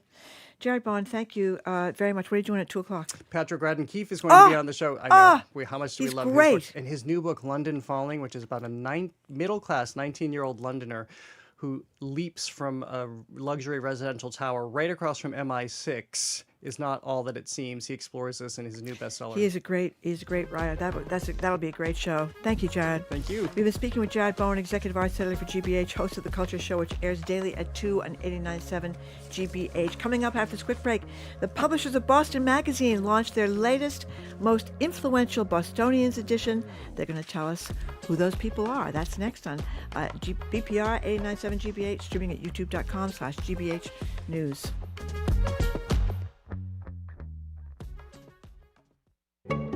I'm Edgar B. Herwick III. Today on the Curiosity Desk, what if the secret to feeding the world was hiding in your leftover shrimp? MIT researchers have developed a seed coating made from recycled seafood waste. It helps crops survive drought, grow stronger, and produce more food without relying on chemical fertilizers. We'll talk with the scientists behind the project. That's the Curiosity Desk today at 1 on GBH 89.7. Support for our programs comes from you. And Native Plant Trust. More than 125 years of commitment to protecting New England's native plants. More information about how natives can support the web of life at nativeplanttrust.org. And Rogers Fish Company, founded by Roger Berkowitz, offering an array of New England seafood and entrees shippable anywhere in the U.S. More at rogersfishcompany.com.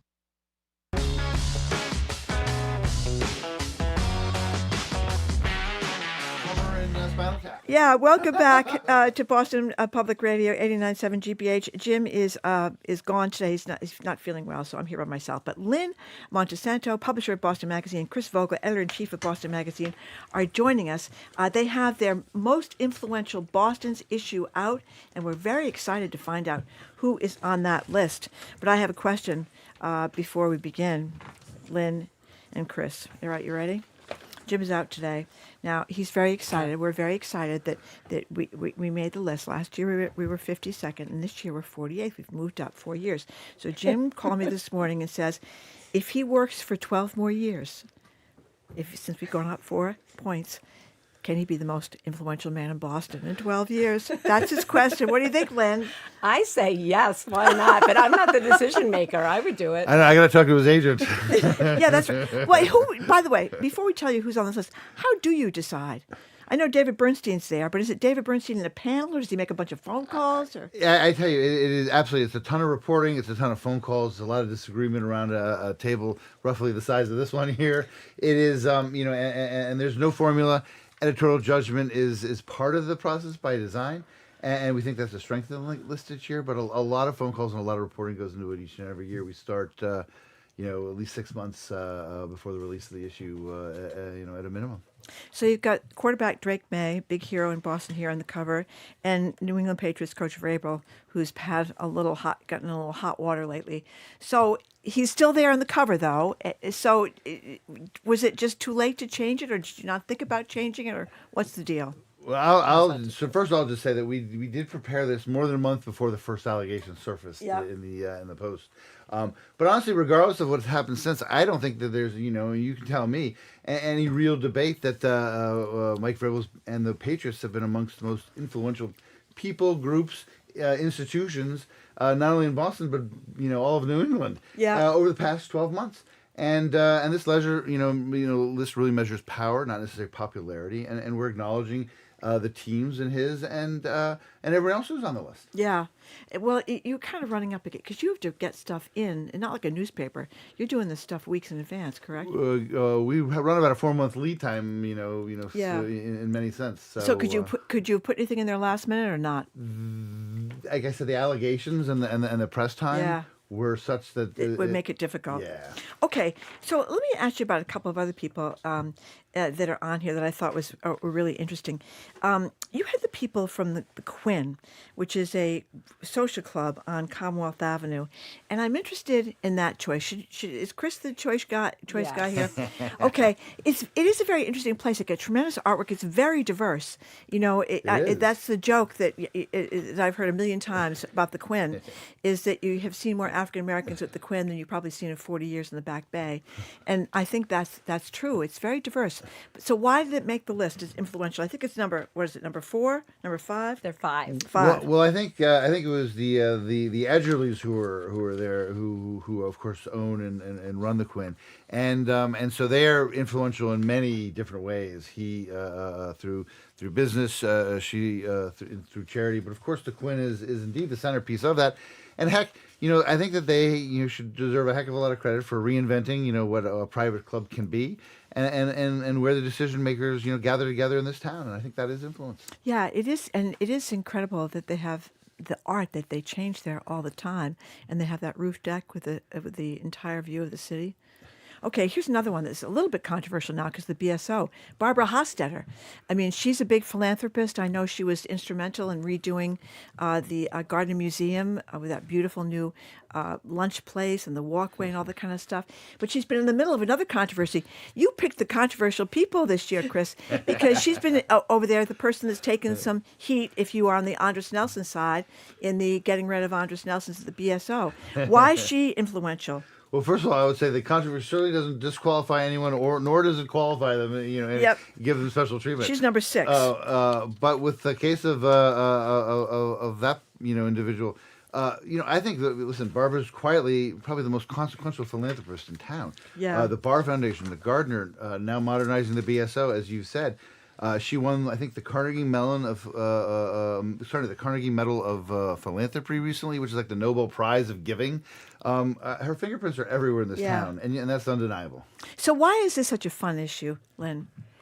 Well, I think it's just brings the community together. We get to see, if you read the blurbs about each of these people, and I hope that people do, you really get to see how they hold up this community and what they do contribute. And I'll give you a couple of examples, like Rob Hale, who's the CEO of Granite Technologies. He's more everybody shaves their hair for cancer research, So, right? I mean, is it cancer or is it a different disease? I think it's cancer. Well, I don't know that, but I'll tell you when I read this as a reader. He ran the Boston Marathon for the first time, which somebody in his position, like finding the time to do that, is incredible in and of itself. But he then gave $26.2 million in charity because of having done that. Wow. On top of a $100 million contribution to Boston Children's Hospital. Wow. So those are the types of things, when you start to read into it, this is what this is all about, right? It's not just power for power's sake, it's power to do good. And another is Jim Davis, because keeping with that marathon and shoe theme, he runs New Balance. Yep. And the New Balance Foundation just gave $100 million to Mass General, another local healthcare facility, for their cardiovascular care center. So as you read more and more deeply into this isn't even the foundation people. These are people running these companies, and their companies giving back to the community. So that's something I sort of learned from this that I think is important to note. You have the best in Boston, and then you have the most influential. Do you have another big list that listeners Top should know restaurants about? in November. Oh, top restaurants. Right? Oh, that's a great one. That's a good I one. love that one. You also got number 25, Ben Affleck, Matt Damon, and Jimmy Fallon. What's that about? Oh, did you see that? Yes, I did. That was hilarious. I mean, the clip of them on Jimmy Fallon. No, I haven't seen. Okay. That's what why. it is. They rattle off Okay. all the towns' That's names. why it's And they there. had to Okay. do it with within 4 minutes. They named all 350 towns and cities with a Boston accent. And they nailed many of them. And they nailed almost 100% of it. I thought it was the Dunkin' Donuts No, ad. you have to go. It was Jimmy Fallon show. Go see the Fallon. clip. It's hilarious. Okay, so where can people go get this list and see who's influential around here? So on the newsstands now? It sure is. So Barnes and Noble, Whole Foods, 7-Eleven, Cumberland Farms, your local pharmacy, your local supermarket most likely, but it is on newsstands now, and it's such a fun read. Chris, do people call and complain if they get dropped off the list? I happen to say the thank yous are flooding in today. and this is one of my favorite days. It's better than Christmas, I tell you. And it's great to to see that this list now is, I should know off the top of my head here, but it's 7 to 8 years going strong as a a sort of a listing like this, and it's really come to mean something this time, and that means a lot to me. I wouldn't want to be like number 151, and then I just barely made it, but I do didn't make it. You know that it's interesting, the Mays bookend the list. So Drake is 1 and Ann Michael is 151. Oh, that's perfect. Isn't that adorable? That's and perfect. she's got more than, 500,000, followers on TikTok, and she's like the darling of New Well, that's England. right. I will tell you that she is not on the list as a wife. She's on it because of what she's building here in this town. She's doing some great stuff. Yeah. Hey, thank you very much. Congratulations. It's a great fun list. Lynne Montesanto is publisher of Boston Magazine. Chris Vogel, editor-in-chief, bostonmagazine.com. Get it on the newsstand. After this quick break, another Am I the A-hole segment. I'm Marjorie Egan. He's Jim Browdy, but he's not here. He's going to be here in absentia, though. This is a rerun of an Am I the A-hole segment. That's next.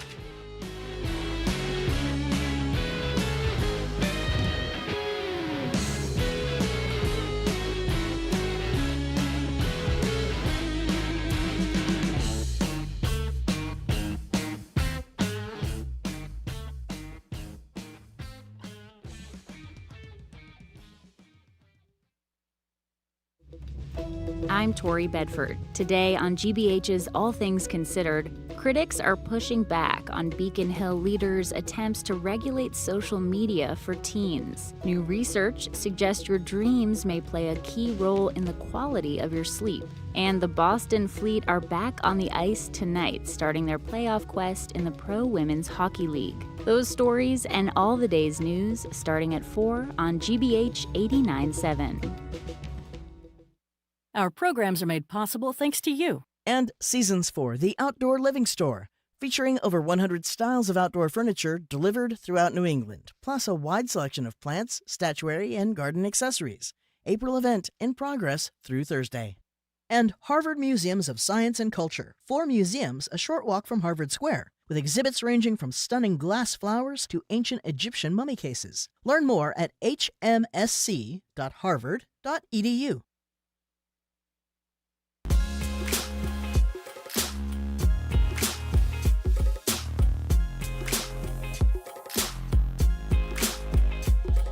Welcome back to Boston Public Radio. I'm Marjorie Egan. We are streaming at youtube.com/GBH News. Tomorrow we have this great May Day show at the Boston Public Library. Ken Casey from the Dropkick Murphys is going to co-host with us. We're hoping Jim's back. It's also going to feature a former police officer from January 6th from D.C., Michael Fanone, Michael Patrick McDonald, author of the legendary South Boston memoir, All Souls and More. May 12th, we're going to be joined at the library by the Attorney General. But right now, it is time for Am I the A-hole edition. And while this is my favorite segment of the week, I just don't feel right depriving Jim of his opportunity to be included in the Am I the A-hole segment. I think you'd agree. So we're bringing you a moldy oldie A-hole segment today. Jim, take it away. Today's prompt comes to us from The Guardian. It involves a wife who is fed up with her husband's use of song lyrics during serious conversations. She's had it up to hearing dumb Journey or Taylor Swift lyrics when they're trying to discuss serious issues. Should he drop the act and start communicating with his own words, or should she just tough it out? As the great British philosopher Sir Paul McCartney once said, think of what you're saying. You can get it wrong and still think that it's all right. Think of what I'm saying. We can work it out and get it straight or say goodnight. I think that's what he said. So who's the jerk here? Is it the creative, if slightly annoying, lyric reciting husband or the inflexible wife? Maybe she could take a hint from Taylor Swift and just recite the lyrics to Wood to her husband. That would probably end the fight real fast. It's understood. I ain't got to knock on wood. Forgive me, it sounds cocky. Hypnotize me and open my eyes. Redwood tree, it ain't hard to see. His love was the key that opened my thighs. Excuse me. So who's the a-hole? Again, is it the guy who relies on song lyrics instead of real conversation, or is it the wife who apparently is not very flexible about the notion that he chooses to speak through the lyrics of others? The numbers are 877, not the numbers, Jim, 877-301-8970 to call or text. Now, I know we haven't discussed which side we're on this.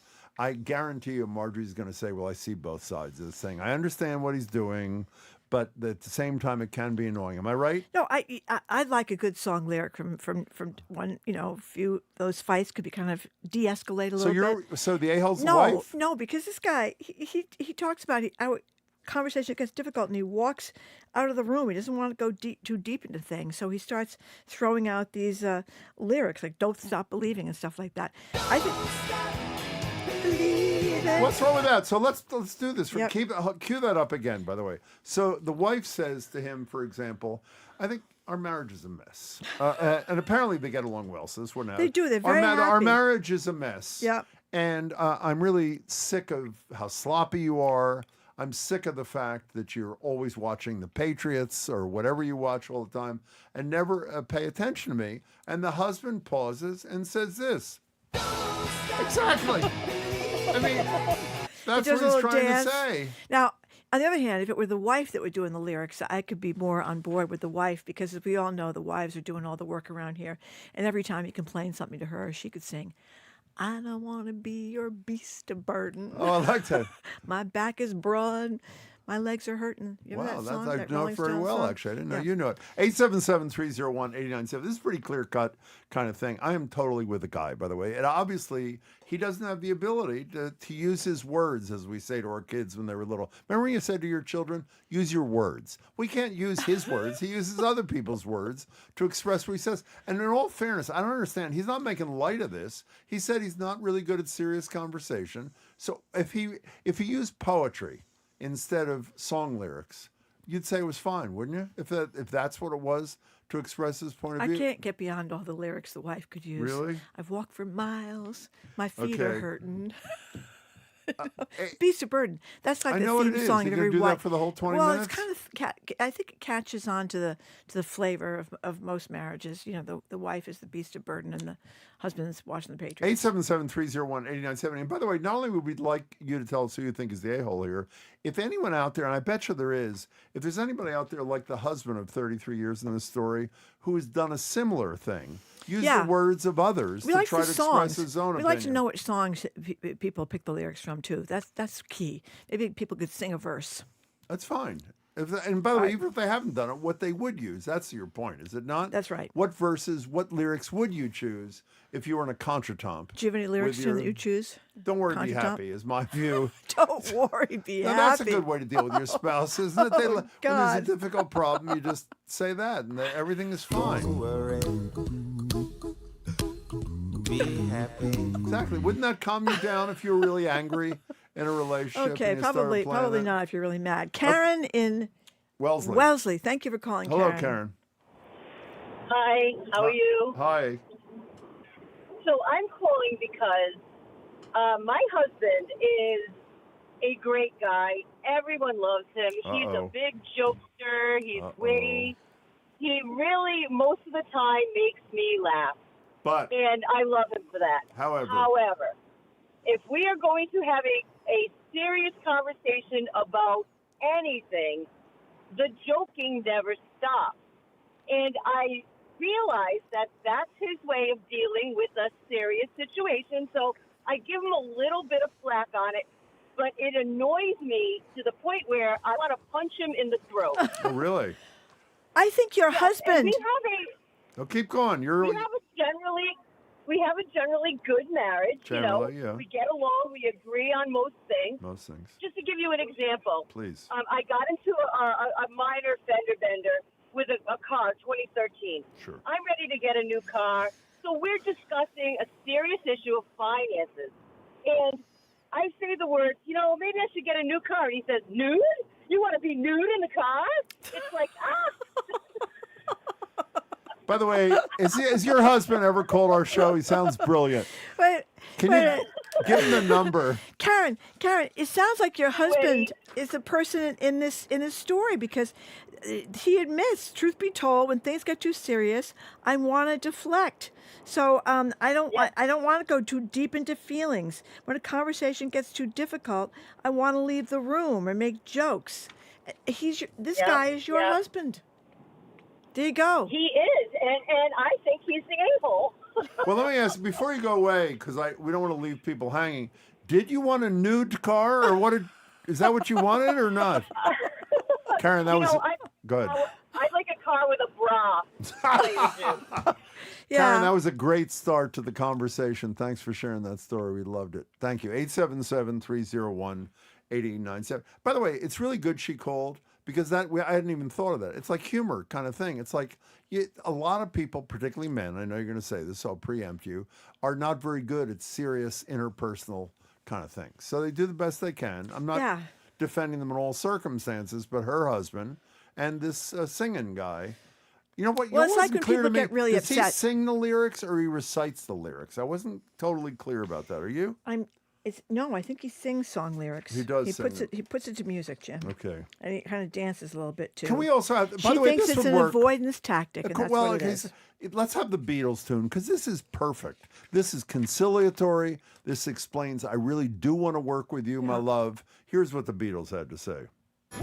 Work it out. We can work it out. That was right before John Lennon got divorced. Try to see it my way. Exactly. Try to see it my way. 877 Cynthia was out the door. 301-8970 is the number. We're talking about who is the a-hole. As always, Marjorie is saying the man is the a-hole. Okay. And what? One of the texters has a good point. What is it? After he actually talks, she's going to wish he just quoted songs again. That's a good one. That's a good one. You want a nude car? Is that what they say?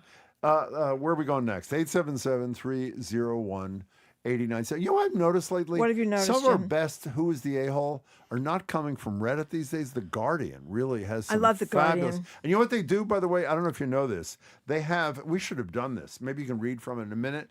They have the other side respond. They have the person who is suggesting their partner, their friend, or whatever, their neighbor is the a-hole, and then they get a response from the person being accused of a-holism, which is really quite great. Here's a good one. If Jim is happy and he knows it, clap his hands. If you're happy and you know it, clap your hands.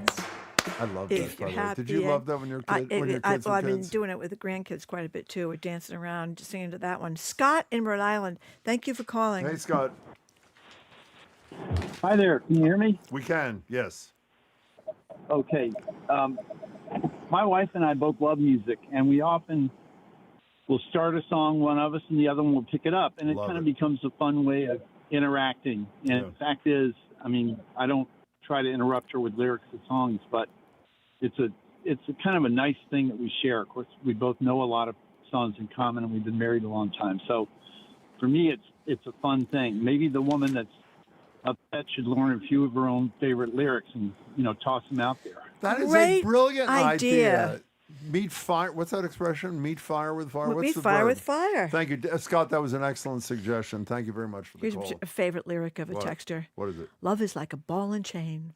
Janis Joplin. Oh, that's beautiful. Like that. You know what also is in this piece? The response from Randy. Randy is the husband, the 33-year-old lyric singing he's husband. He's the husband. You know what's a great one we haven't thought of? Also from the great Joni Mitchell.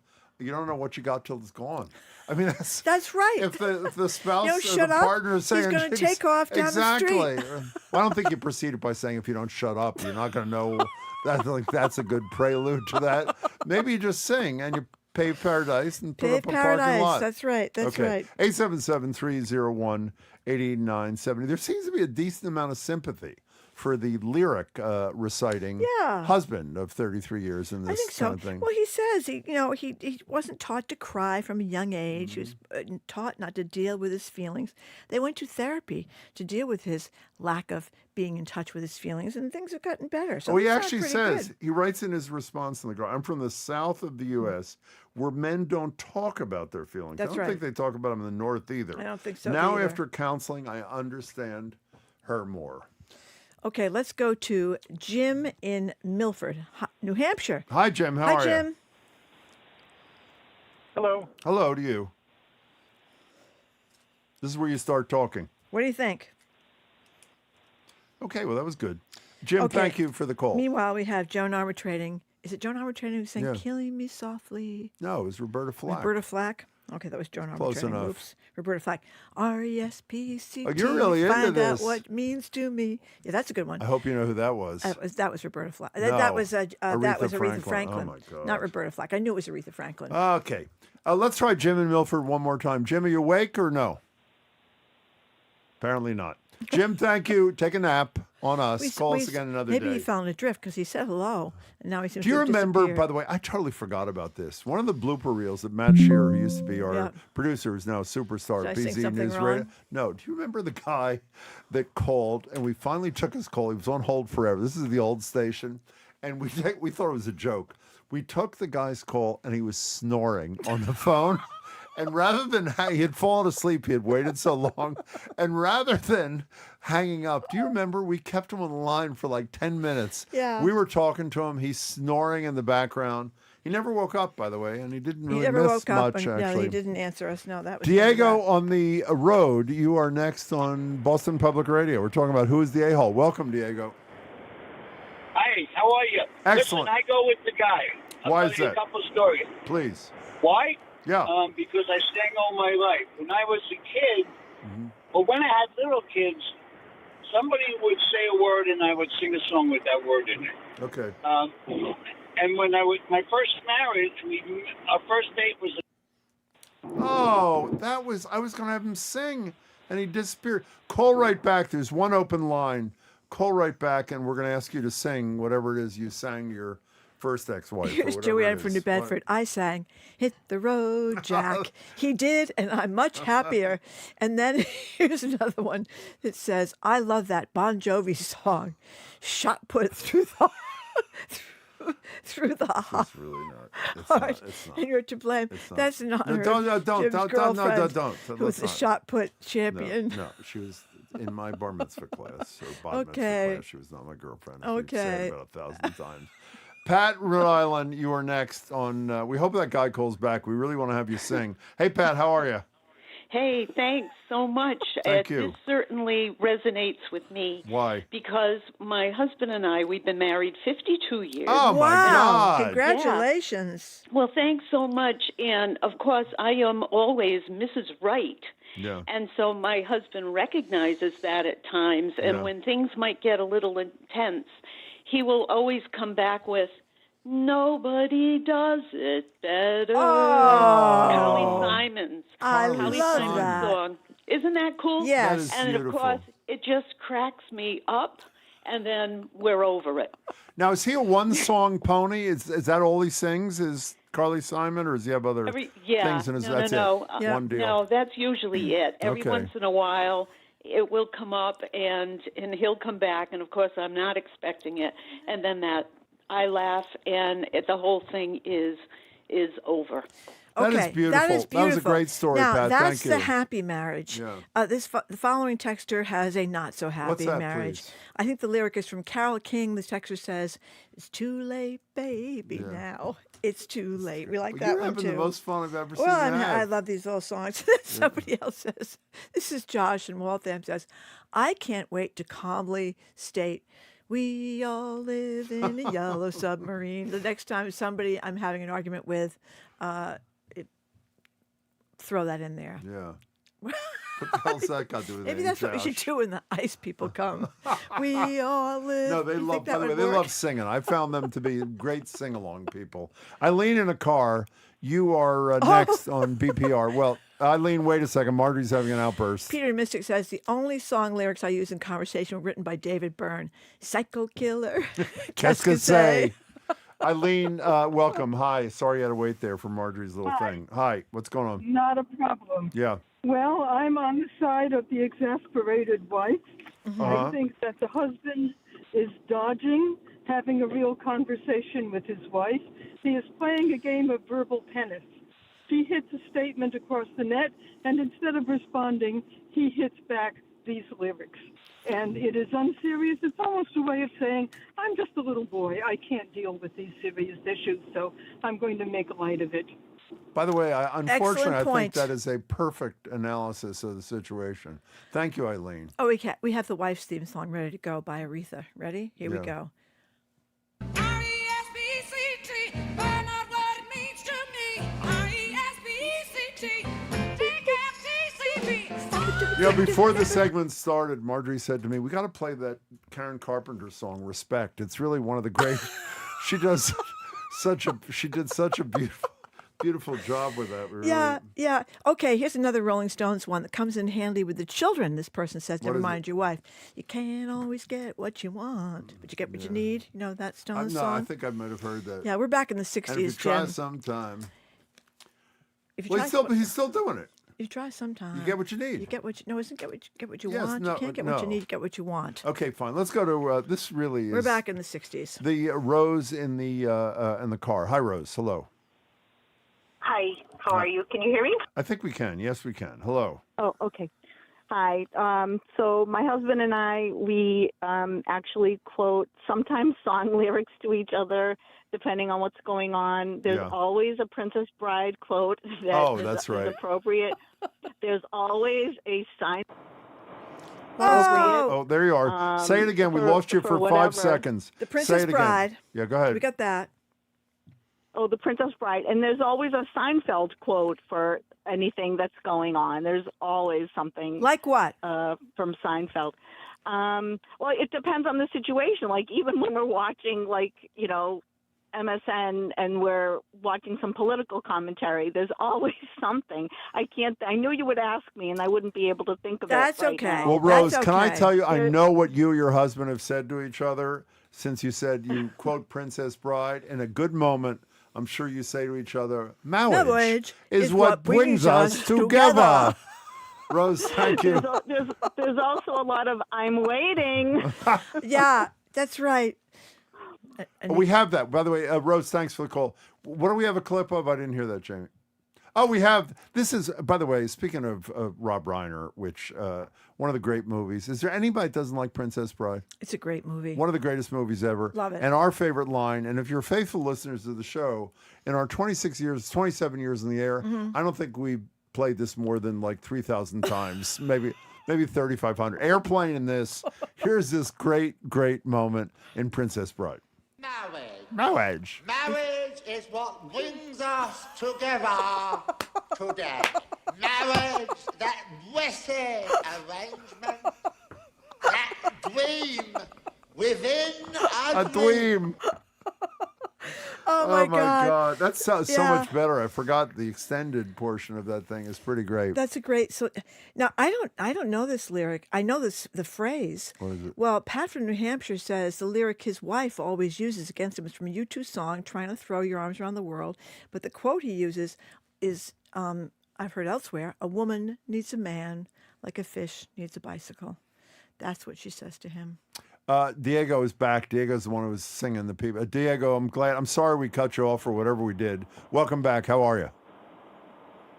I'm still good. So my first marriage, I met my beautiful wife on a canoe trip through the Allagash Wilderness, and there was a hurricane. But because we fell in love, we had to go in the same canoe. Neither of us was experienced. And after a couple of days, I would sing, and she would say, "Stop singing and paddle." And that was the next 14 years of our marriage was like that. So what did you? I'm not married now. I'm not married now. It's shocking that you're not married, actually, Diego. I'll tell you, really. How about wife number 2, Diego? Did she let you sing? I'm going to go right to my novia, who I fell in love with at 70. She loves to sing, and we sing all the time, Yeah. and she gets earworms. So the game is, and you can do this with anyone, is you say a word. Deportation. Okay, I'll try again. I'm sorry. Okay. Love. What's love got to do with it? Splendid thing. Oh, that is so nice. Do you Sort of. love me? I can really move. And you can throw in the third one. Anyway, Oh, you give live us a- happily ever after. Give us a third one, Diego. Give us a third one. Third? A third one. Love. Yeah. I love you. What more can I say? Okay, Diego, Thank you, how many Diego. wives in total have there been here? How many wives? I had 2 wives, Oh. and they both lasted 14 years, which apparently is my limit. Or their limit, I think is Okay. more appropriate. Thank you, Diego. We're so glad you called back. We appreciate it. Now, even though this has absolutely nothing to do with what we're talking about, since I mentioned a minute ago that we play marriage quite regularly, I said that. The only thing we play more frequently is Marjorie's favorite airplane clip, which we will share with you right now. Looks like I picked the wrong week to quit sniffing glue. Why And is it it that... preceded? Sometimes we should play the whole one. It starts with, I think he picked the wrong week to quit smoking. Then it goes to drinking. Then it goes to amphetamines. We have it. Let's hear the whole Let's thing. hear the- We're not do going we have anywhere. the Go whole ahead. Yeah, thing? we do. Yeah, go ahead. Okay. Let's go. It's coming in a second. Okay, it's here. coming in a second. Meanwhile, love. What's love got to do with it? That's a favorite one that people. Looks like I picked the wrong week to quit smoking. Looks like I picked the wrong week to quit drinking. Looks like I picked the wrong week to quit amphetamines. Looks like I picked the wrong week to quit sniffing glue. By the way, it is just Yeah, Leslie and he Nielsen, plays and like it just- the air traffic controller guy that's supposed to be in charge of everything. This is planes flying around upside down and backwards. Okay, Billy and Holliston. Oh, people don't like my singing. It's painful to hear. I think it's actually quite lovely. Yeah, I'm getting You trashed. know Diego, but you're good. Billy and Holliston, you're next. Hi. Hi. So I think the artist that you're missing that's the soundtrack to so many love stories is Barry Manilow. Yeah. Ah! I mean, who is not a Barry Manilow fan out there? And from anywhere from Somewhere in the Night We Will Go, or even Looks Like We Made It. Oh, Well, that's- I thought so until today. Or even now. I mean, the list goes on and on. Billy, you're got a great voice. Give us another one. All right. This one's for you wherever you are, to say that nothing's been the same since you've been apart. You really can sing. Now, Wow. Billy, Wow. was it That was ruined great. for you when you found out that Barry Manilow sang a love song to his dog? Was that troubling to you or no? Well, it was a beagle, so there's nothing wrong with that. Billy, that was great. That was Thanks for the great. call. That was really terrific. Now, a texter just said, his name is John. My dad is always singing, No, You he's- Don't Know Me. No, he's not Sean. It's Hannah. It's Hannah. Oh, Hannah's dad. Oh, no. He's always singing the song, You my Don't gosh. Know Me. I'm sorry, Hannah. I'm sorry. Oh, What's my the God. golfer John Daly got to do with it, though? Okay, fine. We let me just say one thing. We also have a Mm-hmm. song. This is really going off the rails, but it's fine. We have a song that our coworkers say that Marjorie quotes all the time, What's which that? is we're about to hear it. Okay, we are done. Thank you very much for listening to another edition of Boston Public Radio, 89.7 GBH. Jim hopes to be back tomorrow. You can keep up with us 24/7 by way of our podcast or check out our TikTok page at Boston Public Radio. Tomorrow, as I've been saying all day, we got this special day lined up at the Boston Public Library. Guest co-host Ken Casey from the Dropkicks Murphys. His guests include Michael Patrick McDonald, author of the great Growing Up in South Boston memoir, All Souls, plus Michael Fanone, a police officer who was badly injured in the attack on the Capitol on January 6th, and Live Music Friday, as always, great music from Jesse Ahern. We want to thank our crew, Zoe Matthews, Nicole Garcia, Hannah Loss, Ariana Gonzalez, Brad Lewis ran our YouTube stream today. Our engineer is John the Claw Parker. Our executive producer is Jamie Bologna. Stay tuned to the Curiosity Desk with Edgar B. Hurk III, which starts right after us here on 89.7 GBH, and Jared Bowen and the Culture Show that starts at 2. I'm Marjorie Egan. Thanks again for tuning in today. Hope you have a great afternoon, and hope you can tune in tomorrow.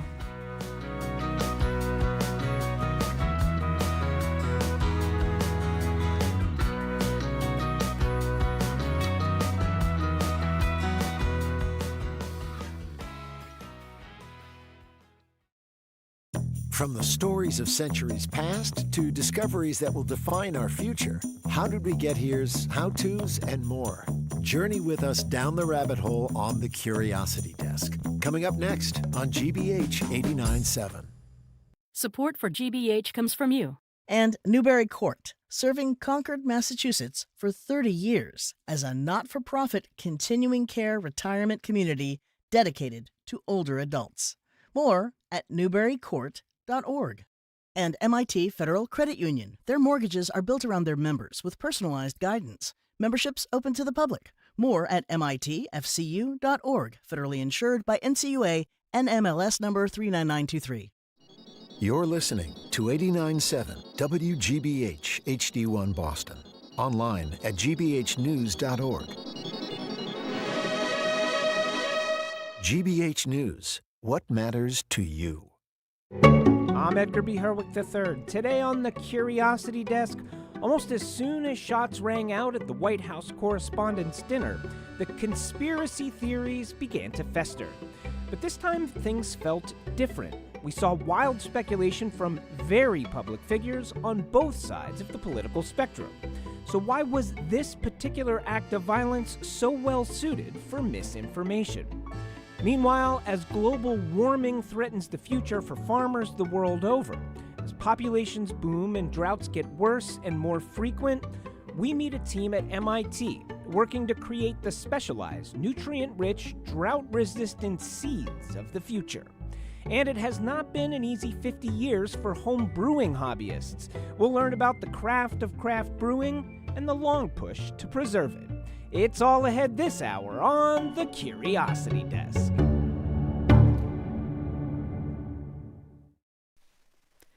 Live from NPR News, I'm Lakshmi Singh.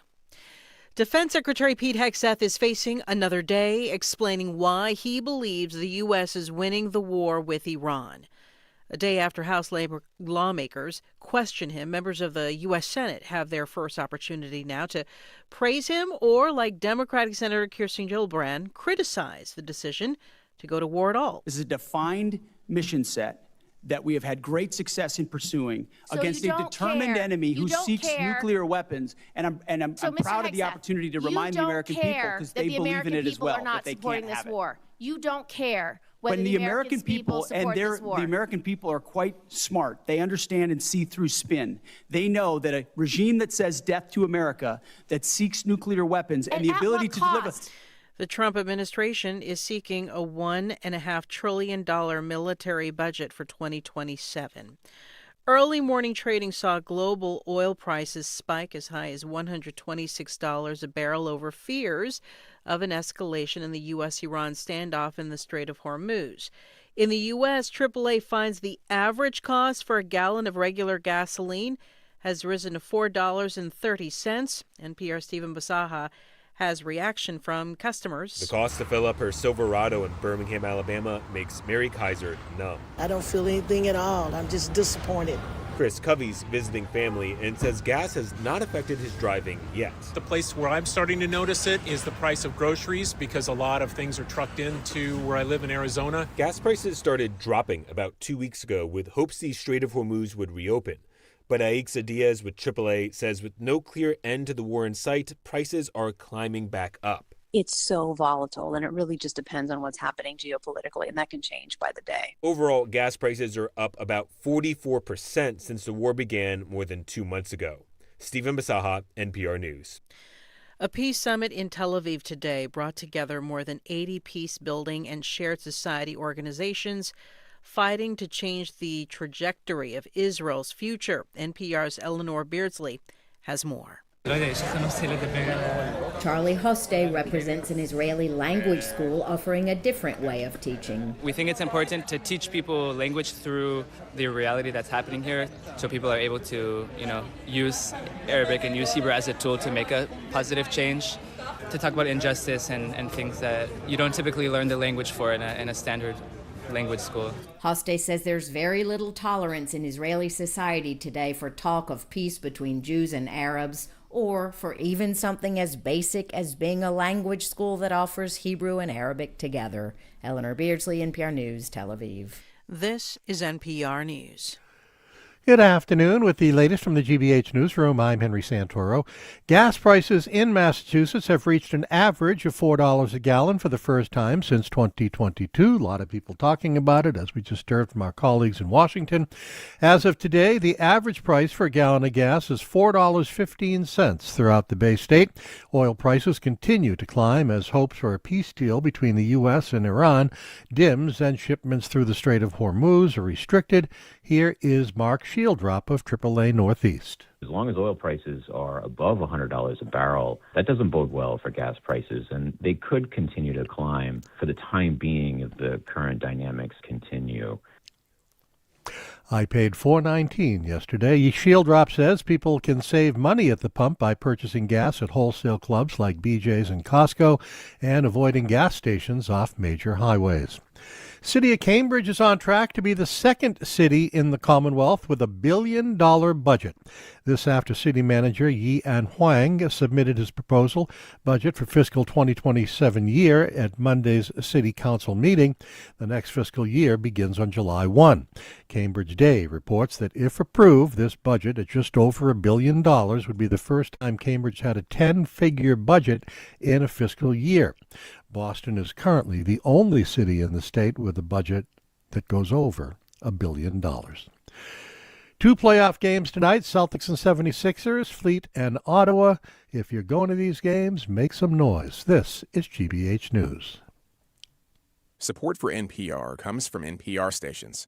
Other contributors include Progressive Insurance, home of the Name Your Price tool, so drivers can see coverage options at Progressive.com or 1-800-PROGRESSIVE. Price and coverage match limited by state law. And the listeners who support this NPR station.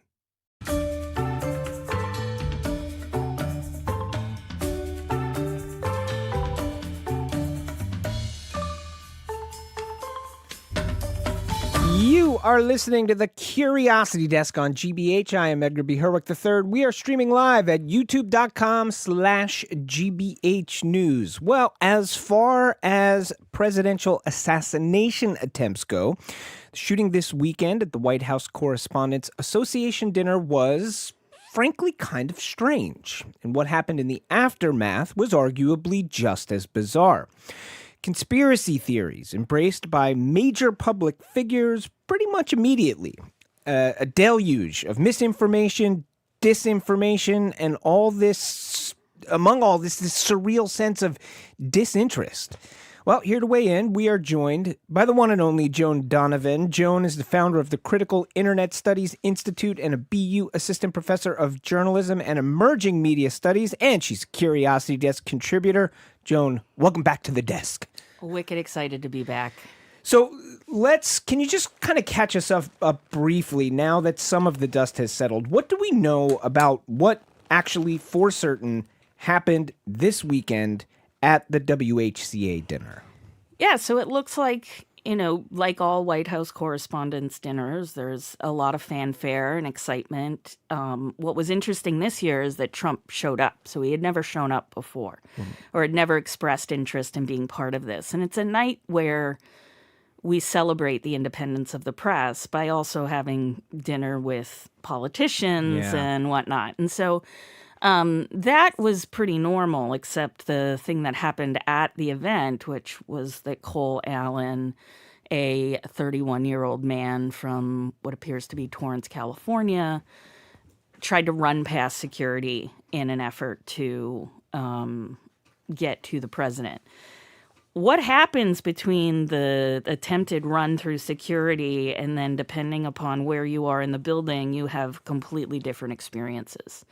Right? How so? And so people who were in the ballroom area, which was reportedly one floor down from the reception area, you heard the pops, but not many people moved right away. And then after that, you see the Secret Service run on the stage, and they immediately pick up J.D. Vance, and he has this kind of brisk, like, whoop, okay, this is what we're doing kind of interaction. President Trump and Melania, of course, are gotten by the Secret Service next. But you have, someone like Wolf Blitzer who loses a shoe and ends up in a bathroom. And so then from there, it starts to be a weird crime scene because you have in this ballroom lots and lots of people who are all very important and rich in some respects, some of them not. They got their dinners sponsored. But looking at those reactions are the thing that then later caused all of this uproar around, well, was it staged? And who staged it, if it was staged? And you saw reactions from people like Erica Kirk, who got up immediately and walked out and said, I just want to go home. Yeah. But then you had the head of an artist agency sitting down to finish his salad because he, quote unquote, didn't want to miss the show. And so there were various levels where it doesn't really comport with how we've ever seen mass shootings go down, which is usually, unfortunately, at schools, and you see the footage of all the children crying, and you see the parents embracing them. So the fact that the follow-up to this were selfies and people stealing the Prosecco off the tables and putting the booze in their jackets for later, it just didn't feel or even look optically like it was an attempt, a mass shooting attempt. And so do we feel like that is one of the contributing factors here in why we saw conspiracy theories emerging and the speed with which they emerged? Because I think, in 2026 at this point, it does not, you don't have to stretch your imagination to think if anybody tried to assassinate anybody that is a political figure right now, you would say, and then, of course, some portion of the population is going to say, this was a false flag operation. This was staged, right? So the fact that it did happen, I don't think is surprising at all. The speed with which it happened and the sort of the type of people who were potentially buying in or saying, like, this is a little suspicious, that was a little different. It was. It spanned across the left and the right, and on different platforms, you had very different manifestations of what the conspiracy was. So if you were watching the aftermath through the lens of Elon Musk's X, at first it was, this must be Jewish people, right? Which is always the first line as an anti-Semitic type of claim. Then, of course, crept in, well, this must be a lefty, this must be a trans person. And as we got details pretty quickly, actually, about who this person was and that they were apprehended, a lot of the more, I would say, expected conspiracy theories started to quiet down. Yeah. And then you got more of this, well, he must be on the left. But as I dove in and looked at this person, Cole Allen is his name, their background, you get a different sense of what's really what's happening here in terms of the manifesto and his particular Cole Allen's particular gripe, which is that for him the social contract has been broken and that politicians are now free to basically abandon laws and break laws. And so for him, the manifesto is this breakup with the rule of law, saying, well, if it's good for them, it's good for me too.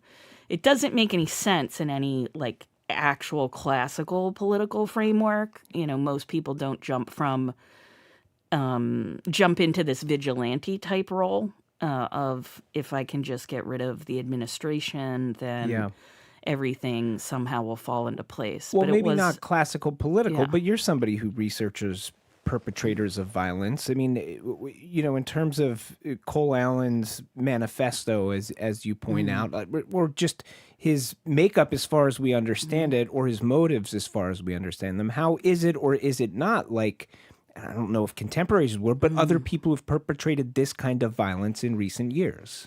Yeah, I think a lot about this. Edgar, one of my hidden histories here, other than having invented the beaver emoji, is that I've read, unfortunately, probably every single mass shooter's manifesto. Really? On the planet, yes. And there is a distinct way in which manifestos end up going online. Usually they're posted on someone's favorite website, Yep. and they can depend on that website to distribute the manifestos. So whether that website is like, a troll website like 4chan or white supremacist website like Stormfront, the web plays an active role usually in the distribution of the manifesto. But this manifesto is different insofar as it was at first a letter to his family. Right. And then an explanation.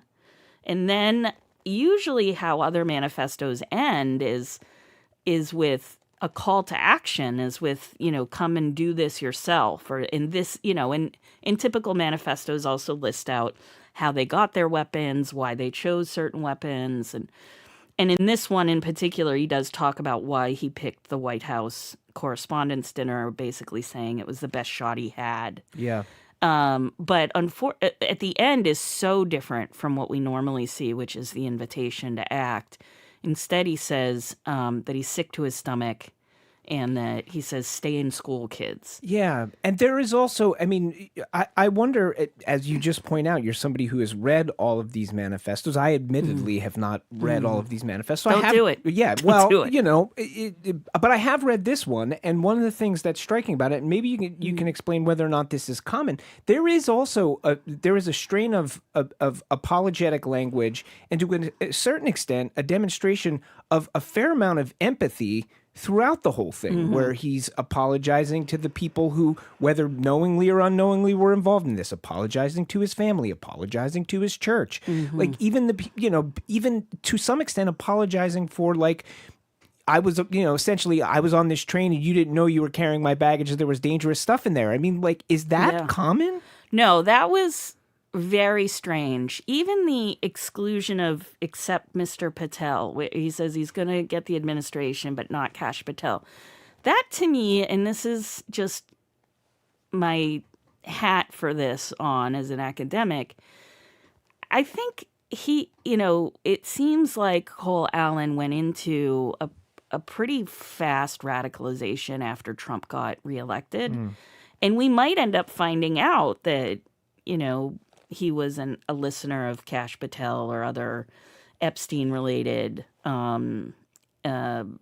conspiracies. We don't know enough about what his motive was, but the empathy part of it was really strange, except for when you get to the press. So at one point, he turns and says, anybody in this room wants to be there. And is, and in some ways, he's suggesting that the press is somewhat complicit, which makes me think that he's not so much in the Democrat wheelhouse, right? He's not in the Republican wheelhouse either. It seems like he's despondent for myriad reasons, and he's focusing this anger on Donald Trump because of the lawlessness. Listen to the Curiosity Desk on GBH. We're talking with Joan Donovan about conspiracy theories circling around this weekend shooting at the White House Correspondents Association dinner. It feels to me, and I always find that's sort of a dangerous way to even start a question or comment. It feels to me because, like, what does that even mean? But it does seem, and I'm sure that it does for sure seem that we have moved on from this to a certain extent. Yeah. Really fast. Yeah. Surprisingly fast. So yeah. What do we make of that piece of this, which is that are we at a point where political violence now is no longer capturing our attention? Well, this is also very particular to the U.S., which is to say that we are experiencing a kind of compassion fatigue around mass violence and political violence. So it used to be a couple years ago, if you were to make death threats against politicians, the Thundercats would show up at your door and that would be it, right? Yeah. And there's just been so many more threats and so much more violence that it becomes really difficult to imagine a world in which security meant that you were free from guns, not just free to own one, but free from them.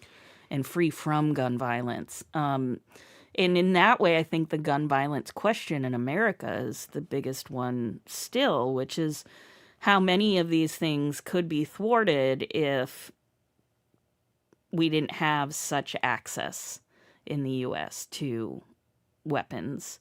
And then also, we would have this conversation differently if this was a right-wing motivated racial attack. Because normally we say, let's not give the person any attention. No notoriety is a movement in the U.S. about not saying the person's name, not giving them the attention they crave.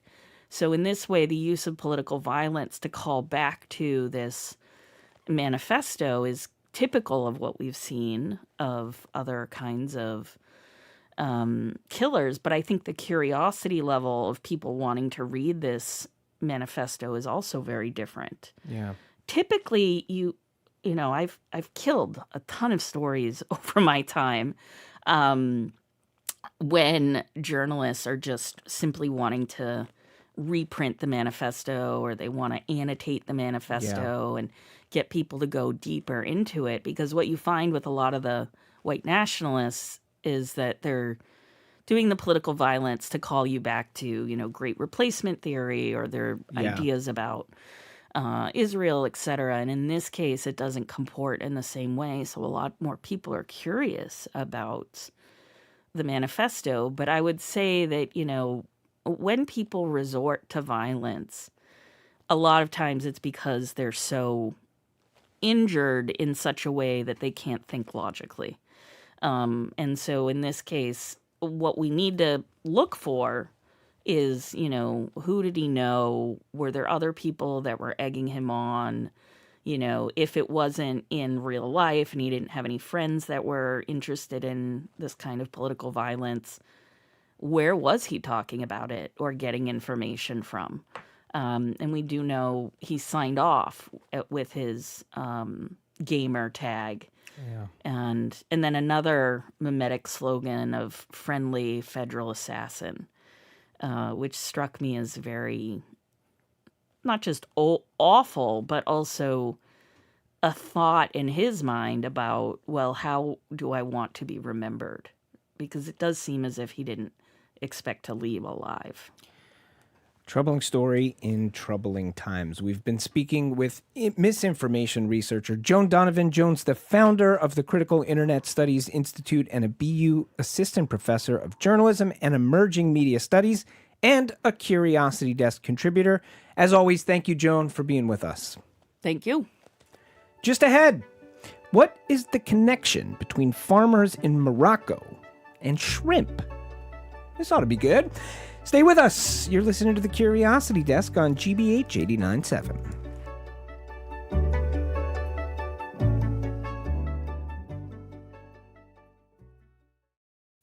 I'm Jared Bowen. Today on The Culture Show, Patrick Radden Keefe. The New Yorker staff writer and best-selling author of Say Nothing, An Empire of Pain, has built his career on deeply reported accounts of crime, power, and consequence. His new book, the nonfiction thriller London Falling, begins with the mysterious death of a 19-year-old in London and cracks open a world of money, deception, and dangerous proximity to power. That and more on The Culture Show today at 2 on 89.7 GBH. Support for our programs comes from you. And Safety Insurance, offering auto insurance policies designed to help for when the worst happens. You can ask an independent agent about safety insurance. Safety Insurance will help you manage life's storms. And Native Plant Trust, a source for pollinator-friendly plants. Available at Garden in the Woods in Framingham. More at nativeplanttrust.org.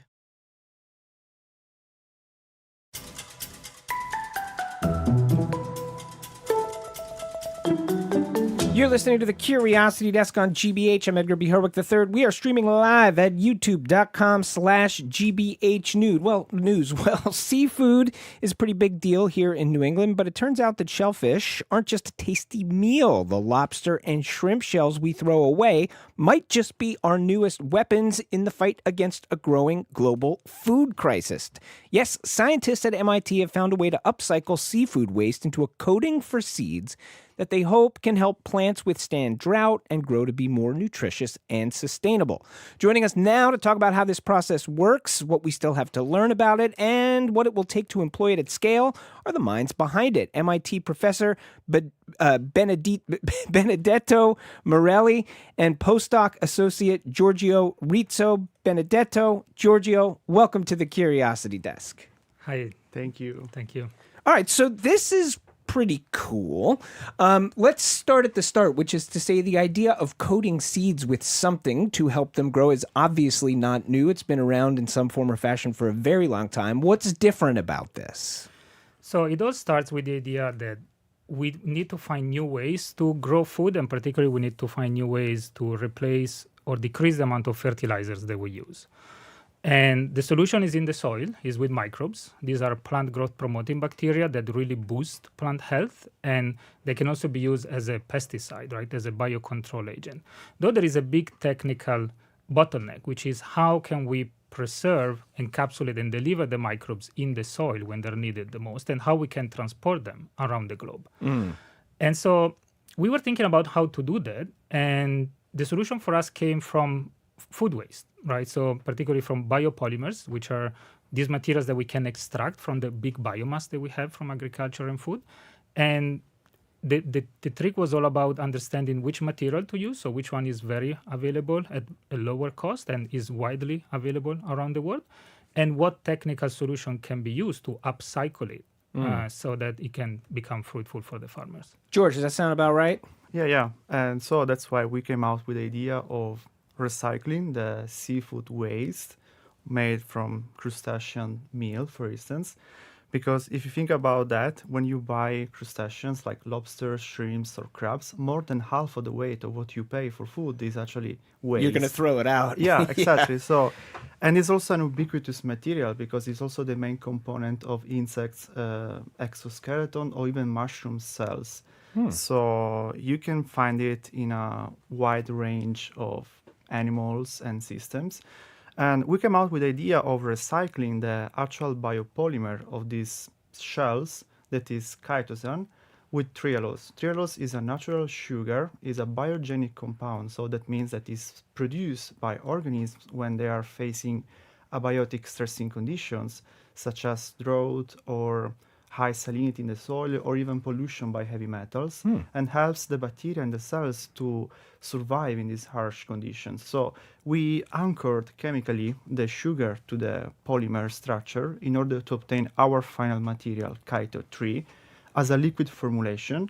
And we use it as a seed coating material. So we just dip the seeds or we spray them with our product in a very low concentration. So it's a single dosage application.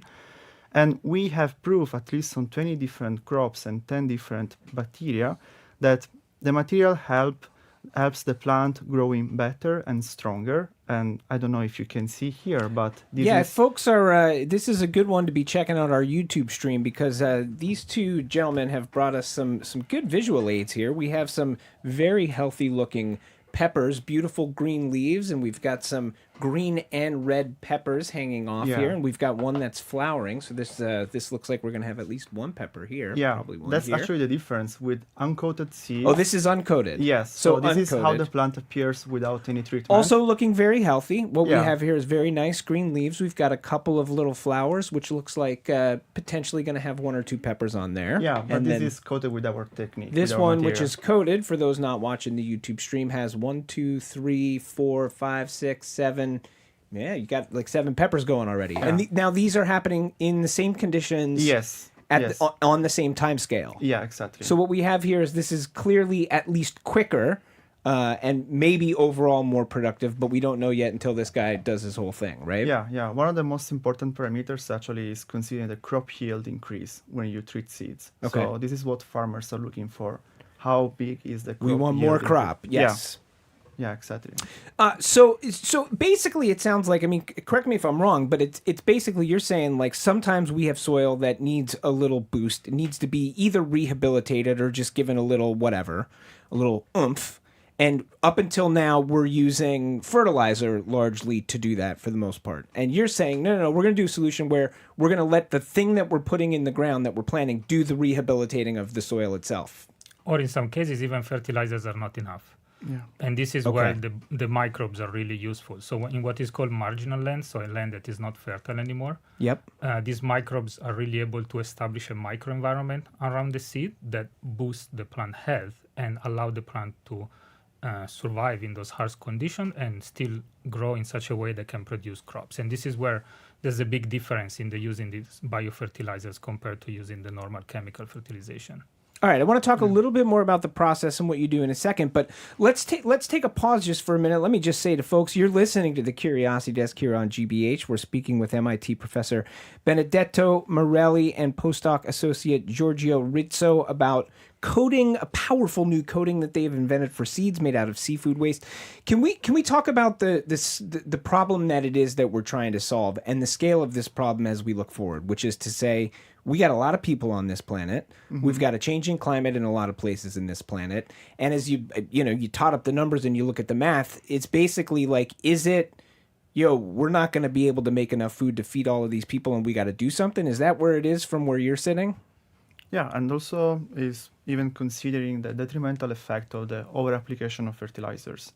Because now one of the major way to try to solve this problem of decreasing crop yields or increasing for the amount of people that are in our planet is just over-applicating the fertilizers.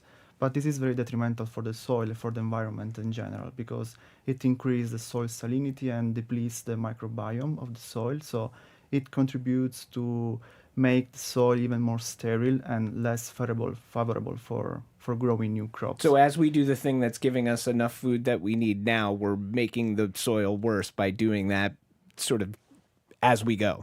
And there is the need to also bring fertilization to continents where this is not available, such as Africa. So if you look at the map of fertilization deployment, Africa is a big miss, and that's a hotspot for climate change, for population growth. And so being able to produce food locally by enabling local smallholder farmers to produce their own food so that have access to fertilizer, that's the key to be able to feed the world with less inputs. And so the idea of what you're doing here is this designed specifically? We talked about the fact that you're testing this right now in Morocco, right? So this is Northern Africa where this is being tested. Is this a bespoke solution for there? Or is this the kind of thing where, like, also maybe for the seeds that I'm planting in my backyard, I can get a little of this shrimp coating and I'll pop it in and it's going to give me better peppers in my backyard? It can be both. It depends on the bacteria they were using. So they could be soil and climate specific. And it also depends on what we want to obtain. If we want to decrease the amount of fertilization that we want to put and maybe mitigate stressors like salinity, heat, drought, then it could also be applied in our backyard, right, or in California. But for Africa, that's a vital component for the future of their agriculture. Got it. All right, you got more stuff here. Let's get into more of these goodies. What else did you bring along here? Sure. Yeah. Well, this is just a souvenir. All right. Oh, thank you for this. So we've got a little crab. Yeah. I would say the most interesting part are the seeds themselves. Yeah, exactly. And what you can see is that the two seed types, so the coated and the uncoated one, they look exactly the same. Okay, so we're going to take a look at these now. I'll do my best to describe them for those not watching us on the YouTube stream, but check us out on the YouTube stream. So these are chickpeas. I think most people can draw in their head what a chickpea looks like. Yeah. And you're absolutely right. I cannot see a difference between the two of them. So when you do the coating, you don't really see it. Yeah, because actually one of the most interesting part when you talk with farmers is that actually it's not very important all the chemistry or all the performances. It's important most of all the seed morphology, the seed appearance, because many farmers rely on application of dispersal of seeds with specific machinery. So they care a lot about the morphology, the thickness, or if they become sticky after the treatment, because that could clog and make it impossible to disperse the seeds. Oh, fascinating. So they're like, it's got to basically look exactly the same as if it didn't have a coating. Even a minor difference might screw up the whole thing. And that's exactly in the parameter design, is be sure that you can retrofit existing technologies available for farmers so that it can be deployed very rapidly. And then the interesting part is that the scale up of this technology is something that we have in the pipeline. And in theory, of course, it could happen relatively simple because we're already talking with a producer, for example, of lobsters in New England that have the problem of how to dispose the shells from the lobsters. So you're solving multiple problems at once, theoretically, possibly. That's it's the like path. the best solutions possible, right? Is that idea? Let's solve a bunch at once. All right, I want to talk a little bit about scaling it up in a second, but I still see you have more stuff here. So show me what else you got. Well, this is the starting material. So this is the starter material. So these are just shrimp shells. Yeah. And they're nice and dried out. Is that an important part of the process? Yep, Exactly. So you dry them out. Watch out because it's very stinky. So if you want to. All right. We got to. Well, now I'm being told by my producers that's fishy. all the more reason that I have to open it up. Yeah, that is not as bad as I thought it was going to be. That's all right. It smells a little fishy, shall we say? It's a little fishy, but it's not the worst. Okay, so that's your starting point. Yeah, and then we obtain the real biopolymer part because actually this is just 35-40% of the weight of the shells. Okay. The other residual part is proteins and calcium carbonate. How do you extract this from there are this? actually two chemical processes in order to clean the shells. You remove the protein through washing in diluted sodium hydroxide, and then a second step is called demineralization, in which you remove the calcium carbonate through diluted hydrochloric acid. So the residual part is the biopolymer and is chitin or chitosan according to the chemical structure. That's a little fishier, I think. It's a little more powerful. Yeah, exactly, because it's more concentrated. Yeah. And this is our final material in the dry formulation. So this is you have that sugar or whatever you were saying. Yes, So you add that sugar to this for the final formula. Exactly. And then, but I correct me if I'm wrong, but I believe you said then you do it in liquid form to get it onto. He points out that he's got a liquid right here. So then part of the this gets dissolved into this, and this is the stuff. This is the coating. A very low concentrated solution. It's 0.5 weight by volume. So, okay, and this is enough to. It looks like apple juice mixed with water, kind of. And the important part is that doesn't need to be refrigerated, and even the microbes stored in that solution, well, particularly when it's in the dry format, they're stable outside the cold. I mean, listen, it sounds like you have like a slam dunk of a situation here. So what is standing in the way, both to what do we still have to know in terms of whether or not this really works? And then to your point, what we were saying earlier, what's it going to take to scale this up? Are there costs associated with this that are going to keep you from being able to pull this off? But I mean, it's like it sounds great. And so what we're doing now, we're collecting data from the field because field is the king, right? So different crops, different climate, different soil, to understand what would be the best entry point for the technology. And then the idea would be to spin it out and making out in a company that can be, they can literally reach the farmer and be sure that this can become a real product that has an impact. And is the dream, I mean, is the dream that this is not just for rehabilitating soils in places where it's difficult to grow, but also maybe potentially available to everybody, including the backyard gardener here in New England? Yeah. It is, but it depends. I would say on what? It depends on the performance. Ideally, you want to give something that is available to everybody to use, and that could be what is called a B2B, right? So a business to customer type of. But the reality is that to really have impact in agriculture, you need to work with big farmer. Yeah. And so that's also what we're looking for, to have an impact with the big producer of specialty crops and cash crops. Do you worry about big fertilizer coming after you too for disrupting the fertilizer world? I would say no, because this could actually be beneficial for them. Like if you're a phosphate-based fertilizers, this can allow to produce more nitrogen for the plants, for example.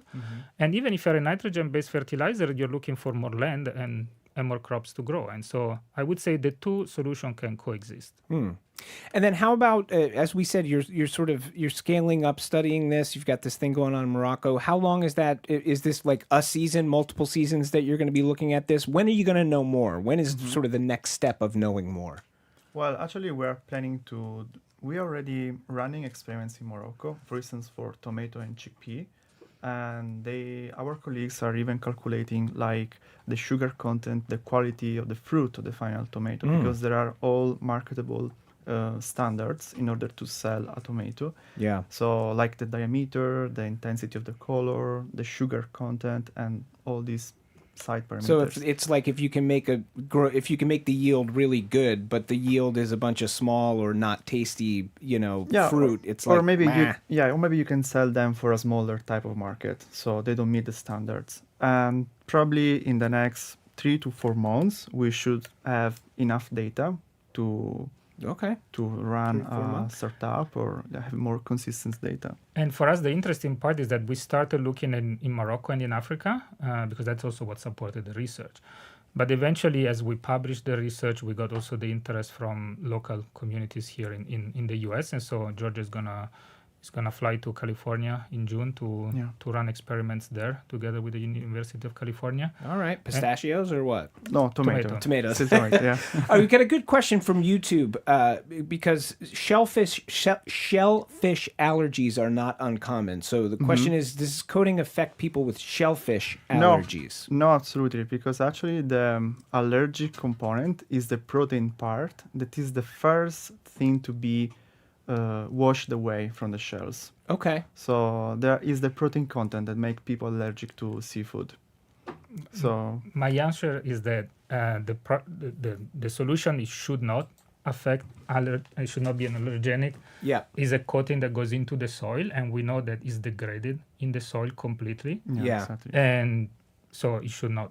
It should not. You should not give any. Is that something you're testing though as you go? I mean, obviously you'll just sort of know if it happens. In reality, the legislator doesn't require testing for allergenic because it's not going into the food. It's not loaded into the food. Gotcha. Yeah, we have proof that both plants and bacteria in the soil can degrade and digest the material after a few months. So we don't have any trace. All right. Well, speaking of a few months, maybe what we'll do is we'll have you guys back in a few months and we'll get some of the results of what you're doing right now. We'd love to. All right. Absolutely. We've been speaking with MIT professor Benedetto Marelli and postdoc associate Giorgio Rizzo. Thank you both for being with us on the Curiosity Desk. Thank you. Appreciate it. Much. Stay with us. Just ahead, we're going to answer some of your questions about the history of the beer industry and the fight to keep craft breweries alive here in the U.S. This is the Curiosity Desk. Stay with us.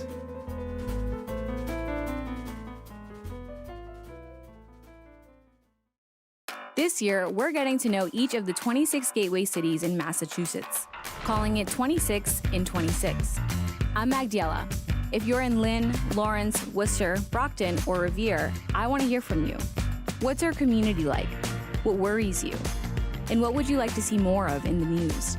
Reach out to me. Visit gbhnews.org/gatewaycities and fill out our questionnaire. That's gbhnews.org/gatewaycities.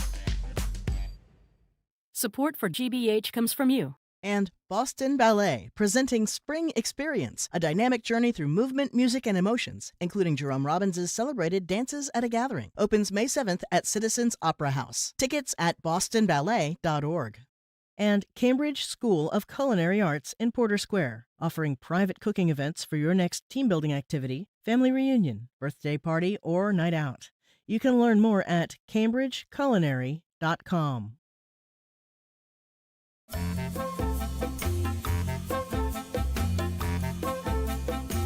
You're listening to the Curiosity Desk on GBH. I'm Edgar B. Herwick III. We are streaming live at youtube.com/GBH News. Well, we like to try to keep things a two-way street here on the Curiosity Desk. We love getting your questions, comments, and ideas. And to that end, a few weeks back on the show, we had this segment with our colleagues from the GBH archives.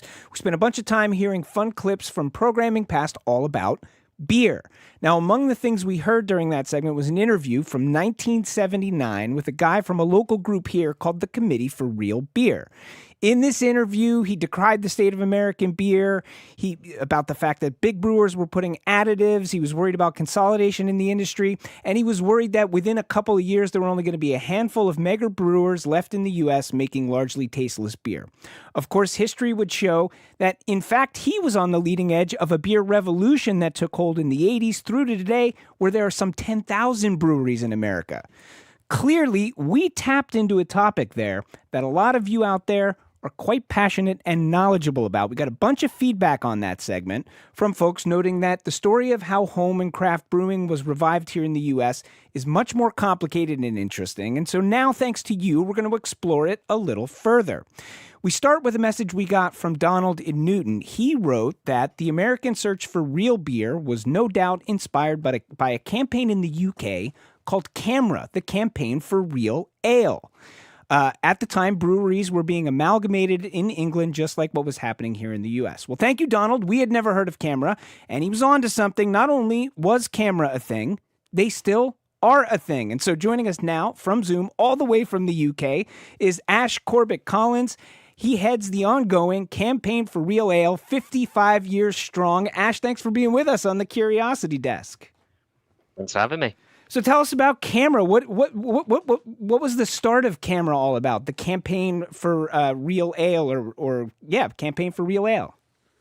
I mean, it's probably not a surprise to say it started in a pub. There were four gents who, from what I understand, you'll probably guess it's well before my time, but yeah, back in the 70s, they were off on holiday, and they went through Chester here in England, and they went off on holiday over to Dublin on a ferry, and they sort of came back and they said, well, beer's just a bit rubbish, isn't it? And it's not as good as it used to be, and we're struggling to find the beers they like.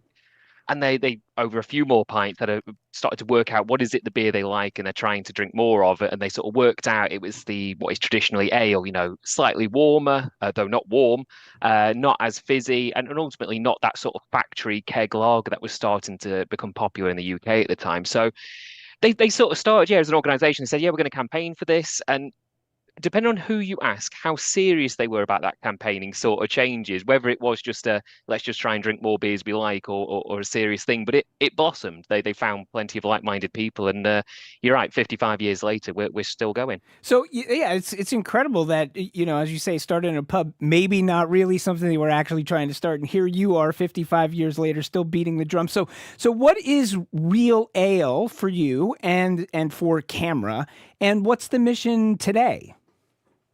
So it's sort of defined, and I'll try not to be too technical. The most boring thing someone can be when you're drinking beer is they try and explain the technicalities, and you think, I'm just trying to enjoy a nice pint, actually. But ultimately, it is beer that is brewed in the traditional style, so as an ale rather than a lager.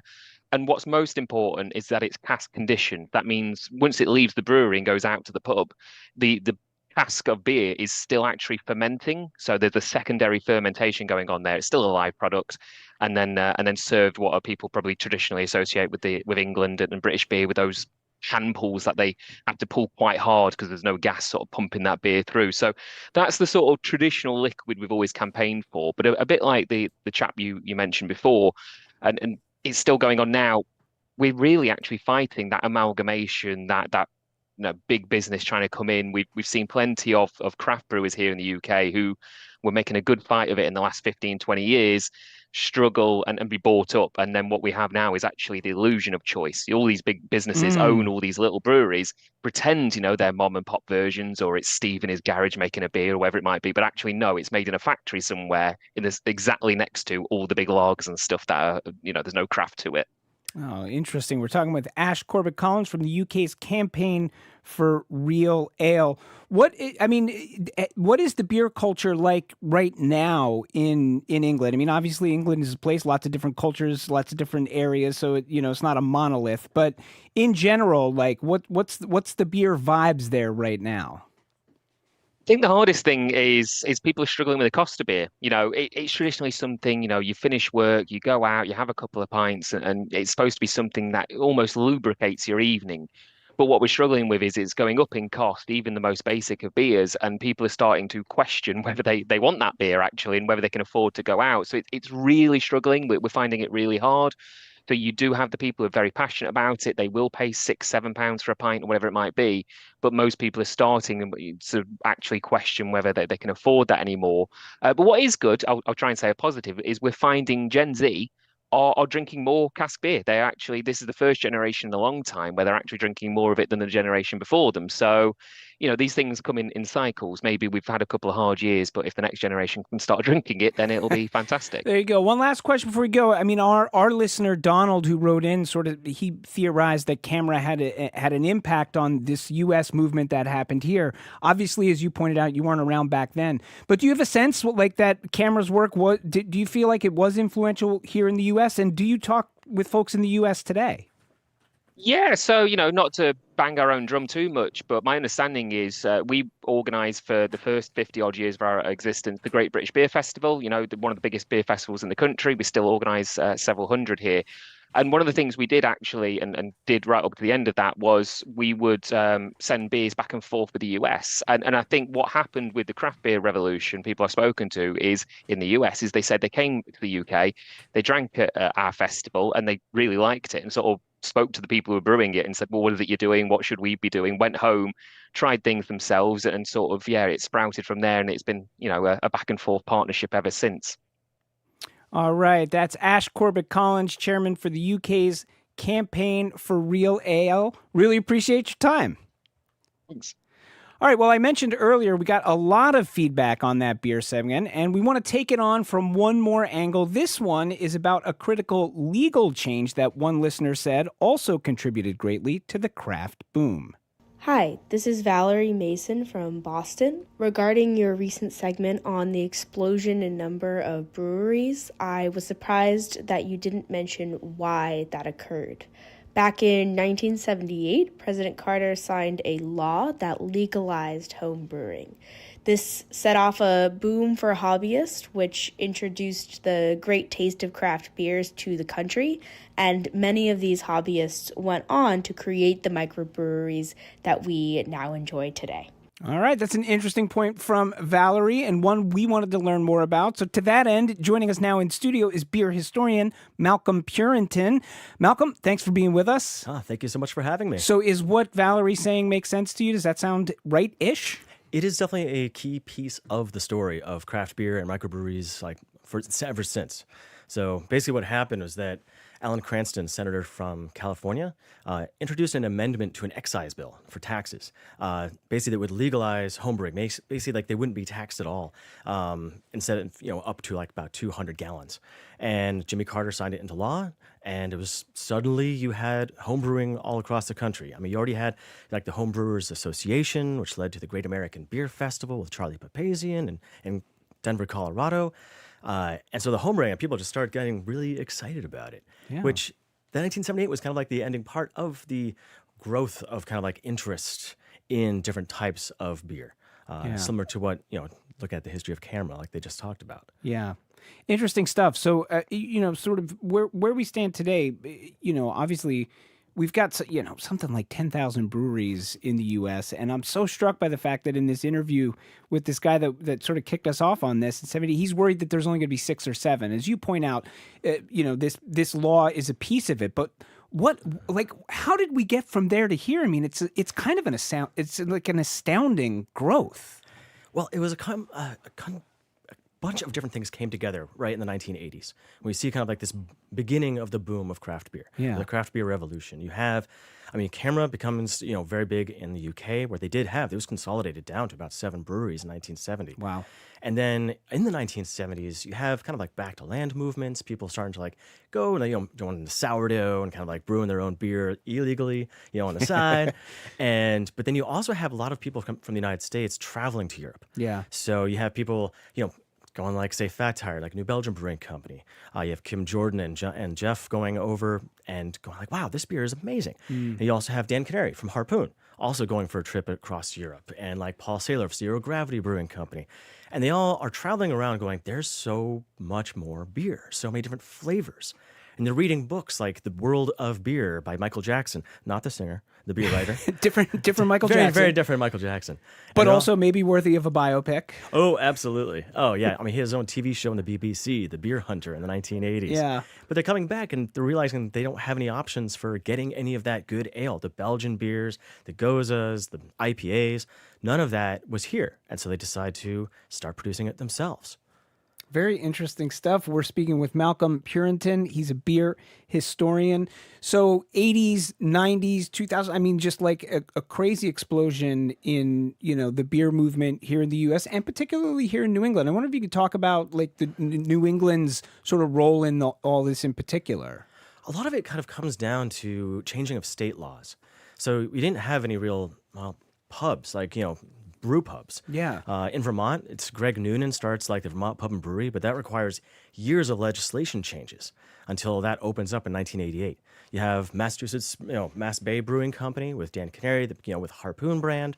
You also have Jim Cook, of course, with Sam Adams. Yeah. All right there in like the middle of the 1980s. And they're bringing their beers out to the Great American Beer Festival, where you're having people from all over the country coming together and being like, wow, you're making a pale ale. Oh, you're making a stout. You're making a porter. You're making all of these amazing ales, and we're going to learn from each other.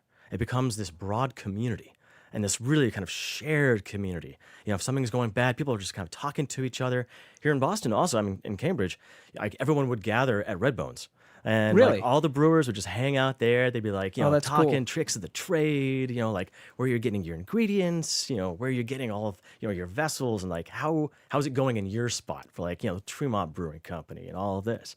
So we really have like centers of craft beer here in Massachusetts, across New England, but then also like Portland, Oregon, San Francisco, with Anchor coming out of the 1960s. That was a huge deal, right? Huge shift.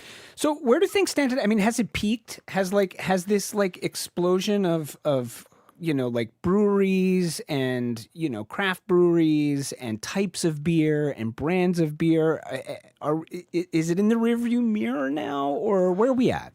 I say it's been such a huge shift. Right now, we're seeing consolidation. Yeah. So same as like we just heard in the UK, this like sort of snapback of consolidation. It's interesting. Yep. Yeah, similar, to, over 50, 60, 70 years ago, the consolidation of all of these breweries trying to survive. Yeah. So trying to keep the brands going while all those brands are going to be coming from very specific, larger, regional brewing companies. It's like the Handler family, with like Jack's Abbey.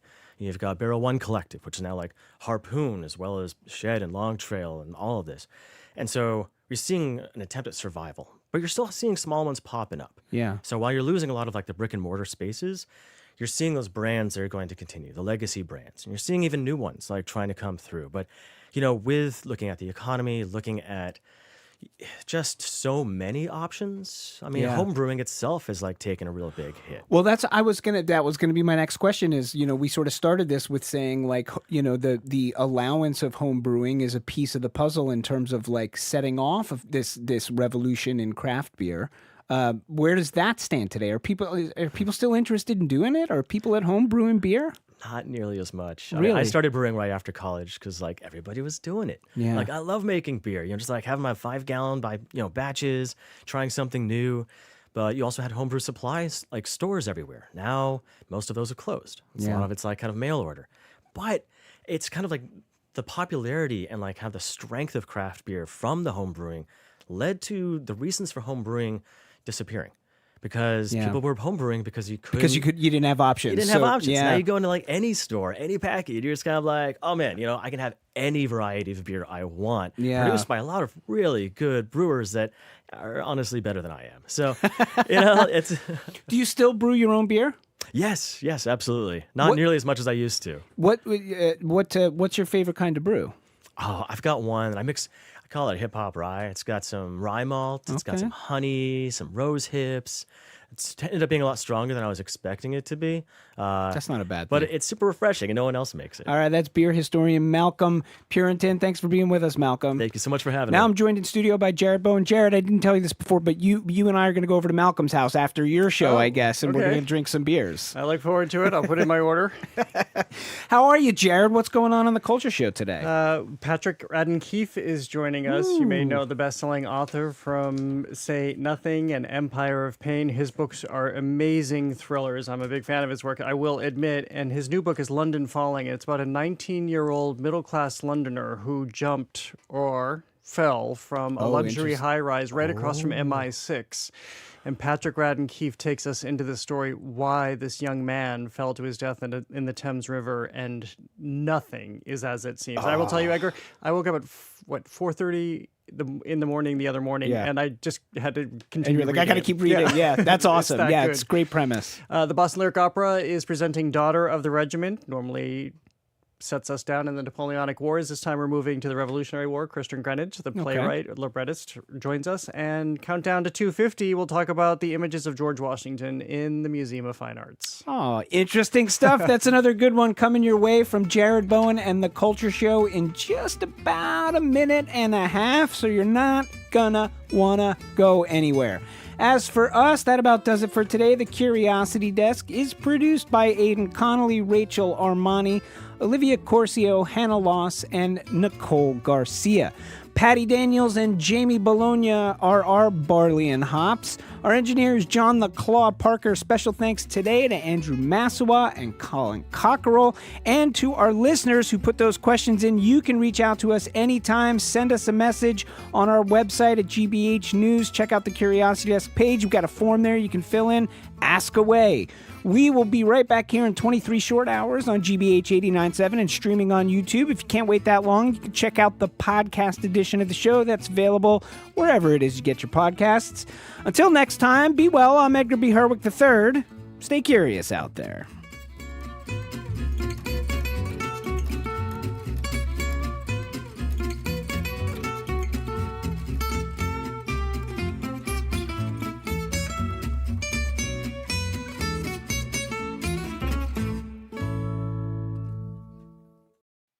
What's trending? What's interesting? What's going on around town? We're talking all things arts and culture on The Culture Show, next on GBH 89.7. Funding for our programs comes from you. And White Flower Farm, a mail-order plant nursery in Connecticut, offering garden plants, growing supplies, and gifts for gardeners. More at whiteflowerfarm.com. Tired of waiting? Starting tomorrow, you can binge the newest seasons of The Nordic Murders, Turn, Washington's Spies, and more with GBH Passport. Download the PBS app and start streaming. You're listening to 89.7 WGBH HD1 Boston. Online at gbhnews.org. GBH News. What matters to you? I'm Jared Bowen. Coming up on The Culture Show, Patrick Radden Keefe. The New Yorker staff writer and best-selling author of Say Nothing, An Empire of Pain, has built his career on deeply reported accounts of crime, power, and consequence. His new book, London Falling, begins with the mysterious death of a middle-class 19-year-old, leaping from a London high-rise directly across from MI6. And it opens into a world of intense wealth, organized crime, and dangerous proximity to power. Then opera gets a rebellious reboot. Boston Lyric Opera takes Daughter of the Regiment, a comedy about a young woman raised by soldiers, and moves it from the Napoleonic Wars to revolutionary Massachusetts. Boston playwright Kristen Greenwich brings a fresh local charge to the comic classic, while also paying homage to a famous poet and the first woman to take a bullet for our country. And we'll stay in the Revolutionary era by way of Countdown to 250. Our series of conversations with the Museum of Fine Arts continues as we look at George Washington, painted, printed, and positioned as the image of the new nation. That's all right now on The Culture Show. The Culture Show is made possible in part by a generous contribution from the Fiducia Fund, proud to support this station's arts and culture programming. I'm Jared Bowen. This is The Culture Show live on 89.7 and streaming on the GBH News YouTube channel. Best-selling writer Patrick Radden Keefe has become one of the essential chroniclers of our time, with his indispensable accounts of crime and power and conflict. In Say Nothing, he wrote about the Troubles through the abduction and murder of a mother of 10 in Northern Ireland. In Empire of Pain, he traced the role of the Sackler family that it had in orchestrating the opioid crisis. Keefe is often keenly drawn to what happens when power, secrecy, and family loyalty collide. His new book, London Falling, A Mysterious Death in a Gilded City and a Family's Search for Truth, is an investigation into the death of Zach Bretler. He was a 19-year-old middle-class Londoner who died when he fell from a luxury apartment tower into the Thames River, right across from MI6. Hardly anything about this story is what it seems. Not Zach, not Scotland Yard, and certainly not Zach's quote-unquote friends, one of whom Keefe identifies in the book as a carnivore in London's criminal ecosystem. The book is relentlessly chilling, not only for the circumstances around Zach's death, but also for how Keefe makes us understand that the world around us teems with subversive behavior. In short, the book is gripping and incredibly hard to put down. Patrick Radden Keefe, welcome back to The Culture Show. It's great to see you again. It's so great to be with you. Well, I can't underscore the web that you bring us into from what, by outward appearances, might look like a troubled boy jumping from a tower. How do you encapsulate what you ultimately discovered as you began to report on this and investigate and have conversations around this? Well, I'm glad to hear you put it that way, because I always felt as though it should be a story that kind of starts quite small. It's the death of a teenager. This boy goes off a balcony in 2019 and he dies in the Thames, in the river. And yet, if you kind of zoom outwards, you can kind of see the whole history of London over recent decades. Part of what I was trying to figure out is, who was he? How did he get on the balcony? How did he die? Who were these other people who were in the apartment with him that night?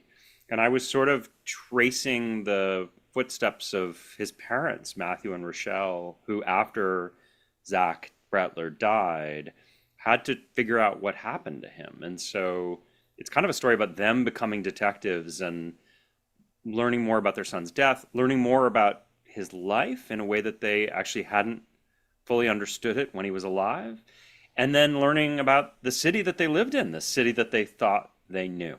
Well, let's go back to, and that's exactly how you begin the book, and how you began that answer was talking about this landscape in London, a city now of extraordinary wealth, which seemed to have had its hold on Zach starting as a young teenager, that weirdly he became obsessed with wealth, and it seemed to have fundamentally changed everything in him.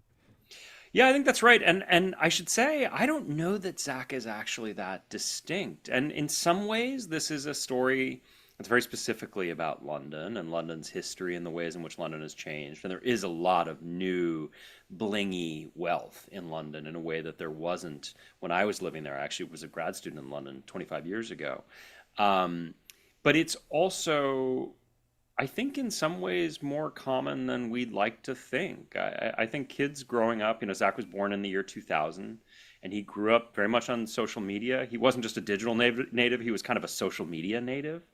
And I think that kids have been exposed to just a level of ostentatious kind of wealth veneration and conspicuous consumption, such that this kid, Zach, who came from an upper middle class family, his father's in finance, his mother's a freelance journalist, they lived in a nice big apartment in central London, they traveled, he went to private school. This is a kid who had a lot in the scheme of things, but who felt poor in the new kind of go-go atmosphere of London. Well, where it begins to get wild, of course, is what he does with that, which is to present himself as the son of a Russian oligarch, complete with accent. This is at school, this is in society and clubs, and creating this persona to get him into those circles. Yeah, it's funny, I'm sometimes asked, what was Zach after? What was the con exactly? And it's tempting to wonder, because when you read the book, it's a little bit like The Talented Mr. Ripley or something. Like, this is a kid who could very coolly pass himself off as something that he wasn't, and he was kind of passing through these rooms, pretending in this case to be the fabulously wealthy son of a totally fictional Russian oligarch father. But I think that wanting to impose some kind of long con strategy on this is a mistake. I think that, like a lot of teenagers, Zach wasn't thinking 5 or 6 chess moves ahead. He was thinking 1 or 2 moves ahead. And he looked around and he saw a lifestyle that he wanted access to. He wanted to be in the club. He wanted to be past the velvet rope. He wanted to be behind the wheel of a fancy car. And he thought the way to do that was to pretend that he was something that he wasn't, to create this identity for himself. Well, as you also said, this is a story about his parents, and they're coming to terms and coming to an understanding of who their son really was when he was outside of their home and the life he was living. What was it for his parents to begin to piece together something later? As you describe in the book, his mother said that he was living in a dangerous place in his head that they had no idea about. Yeah, I mean, I think in some respects this is kind of the heart of the book. When I finished writing the manuscript, I sent it to one of my best friends who is someone I went to college with, and he now lives in the Bay Area. And he read it and he said, it was so weird. He called me when he finished. He said, the book starts as kind of a thriller, a mystery, but then at a certain point you realize it's actually a story about parenting. Yeah. And how tricky it is to parent an adolescent, any adolescent, much less a specific one growing up in a digital age like Zach. But yeah, this is a story, I think, for the Brettlers about how hard it is for any of us really to understand even the people we're closest with, even people we've given birth to and raised and who live under our roof. And I think in a strange way, it's, it would almost be easier if you could say, oh, this is a story about checked out parents. They were bad parents. They should have done X, Y, and Z, and maybe they could have prevented this. I think the more unsettling reality is that this is a family that really tried to give Zach every opportunity and tried to intervene and help him when it seemed as if he was coming off course, but that there is a limit to what any of us can do in shaping the lives of our children. As you were getting deeper into what Zach had done and into his head, how did you begin to parse who this kid was? I mean, on one hand, it's incredibly stupid what he did in getting himself so deep into, people will talk about, people in organized crime and otherwise, but at the same time, although you say he wasn't thinking 4 or 5 chess moves ahead, he was very brave and audacious to be able to pass himself off as a figure with extraordinary wealth to then ingratiate himself into people he thought also had extraordinary wealth. Totally. I mean, he was very, that's a great way of putting it, because he was very, situationally, he was very smart. He had incredible impulses.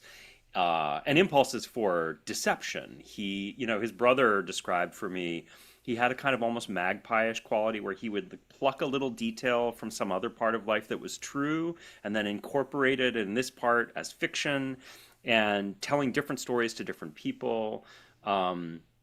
I interviewed family members about him. Even when he was really little, he would kind of have this sort of slightly jazzy conversational style where he was always riffing. He was always doing bits and putting on voices and kind of playing parts. And I think what happened is that as he grew up, he became more adept at that and more fluid doing it. And eventually he did it in a big way. He invented this whole alter ego.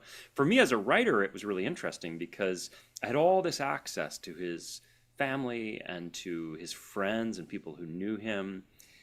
But Zach himself remained a little bit of a cipher. So in the book, most of the time when you see Zach, you're seeing him through somebody else's eyes, because that was the kind of access that I had to him.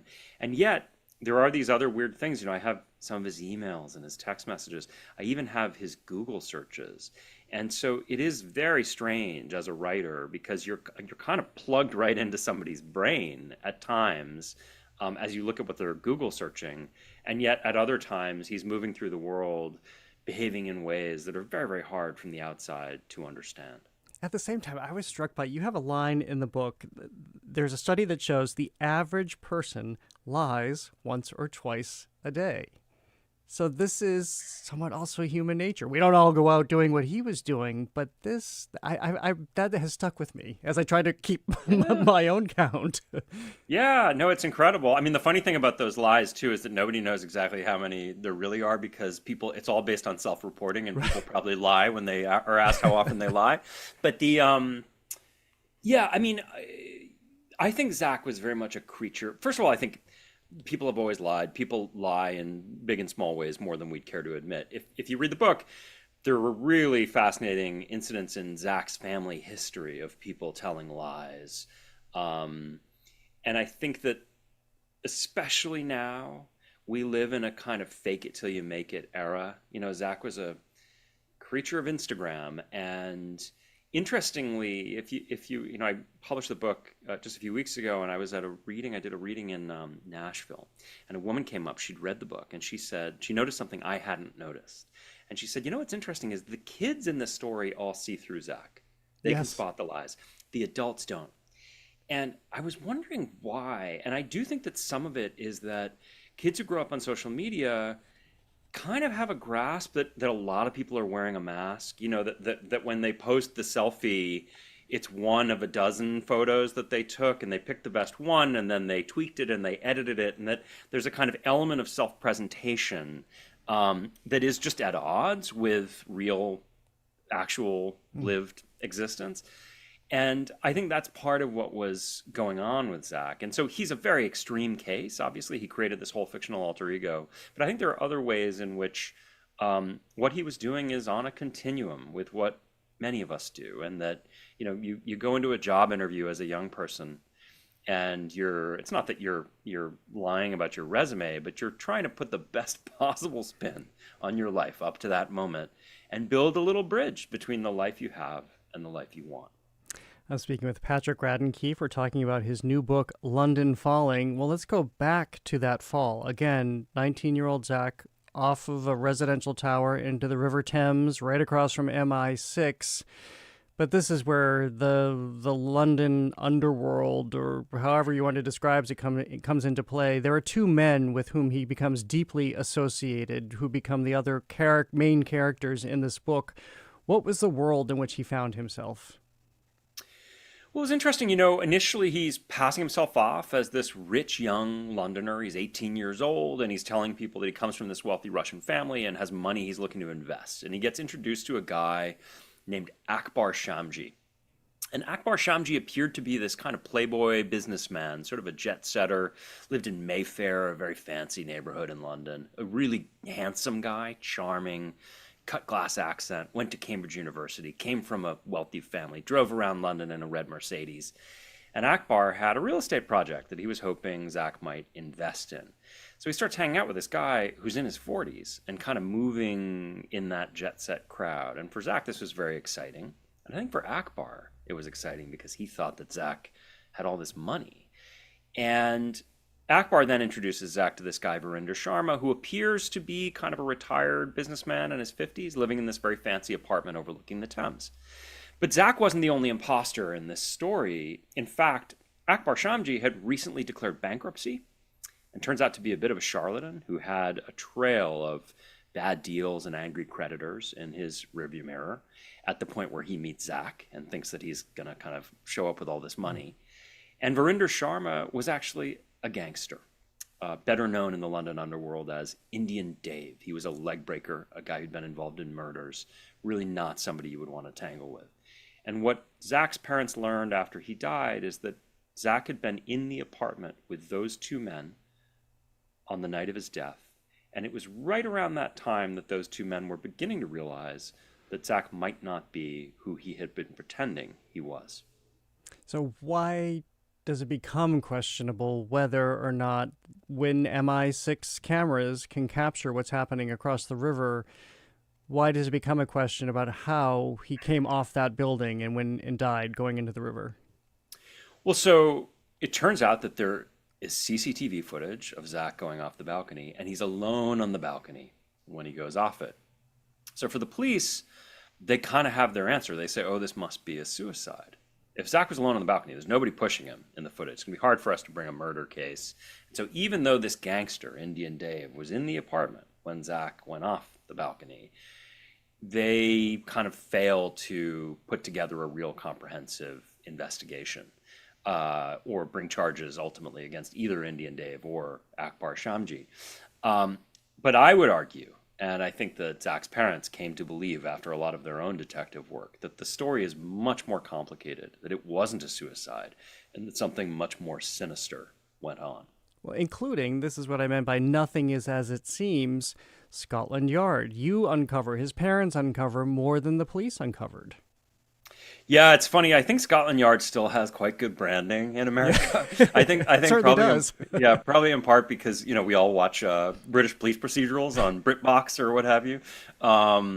Yeah, this is really a story about a family who call the police expecting them to help and learn that actually you're kind of on your own. It's really about the kind of systemic failures of the Metropolitan Police in general, and then very specifically in this case. So there were a lot of people I tracked down and phone calls I made when I was working on this story that the cops didn't when they were investigating Zach's death. One of the things that began to get beneath my skin as I was reading your book was understanding how much evil is out there, how much nefarious activity is out there. You show that in all your books, whether it's Say Nothing and you don't understand what could be literally happening 2 apartments down, or how the pharmaceutical industry in Empire of Pain is really orchestrating society to some degree. And then you give us this London where you can realize take a panoramic shot of a nightclub and any number of bad things are happening there, or in the buildings you're passing. It's really unsettling. It is, yeah. I've always been across my career interested in the ways in which the illicit and the licit mingle. I think that there's a kind of comforting story we tell ourselves about how we all live on this side of the line, and then over there on the other side of the tracks is all the bad stuff. And in my experience, they're just much more interconnected than we would like to think. There's people crossing back and forth those lines all the time.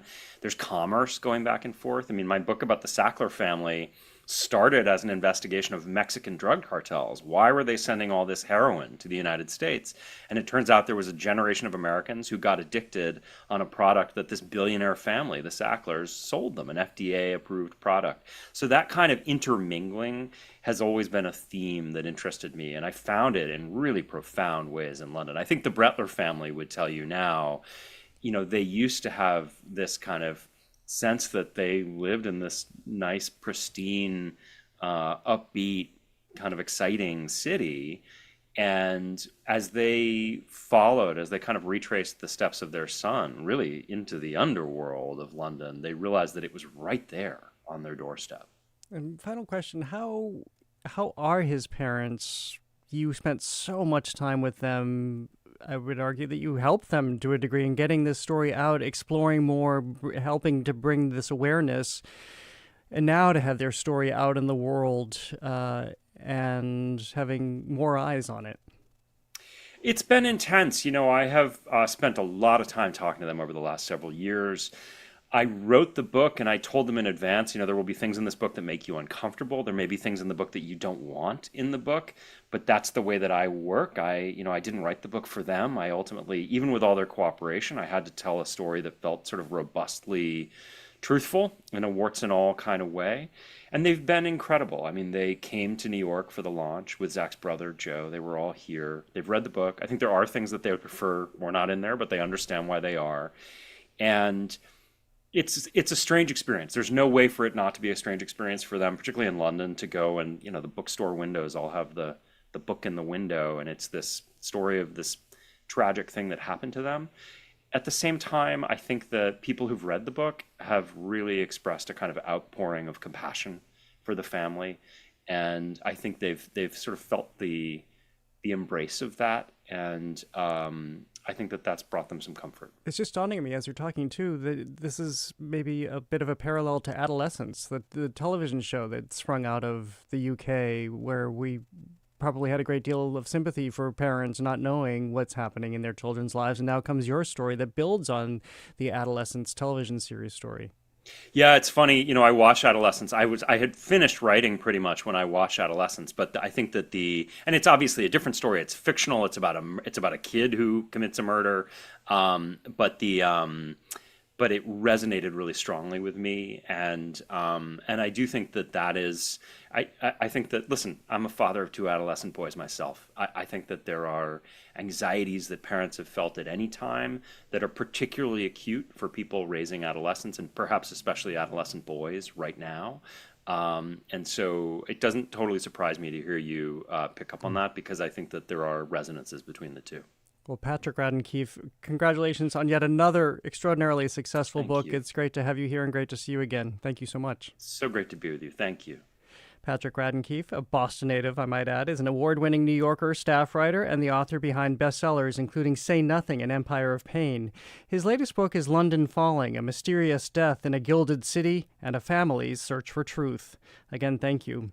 Coming up, Boston Lyric Opera is adding to its voice to America's 250th anniversary by way of a rebellious reboot of the comedic opera Daughter of the Regiment. That's next on The Culture Show. Stay with us. The Culture Show is made possible in part by a generous contribution from the Fiducia Fund, proud to support this station's arts and culture programming.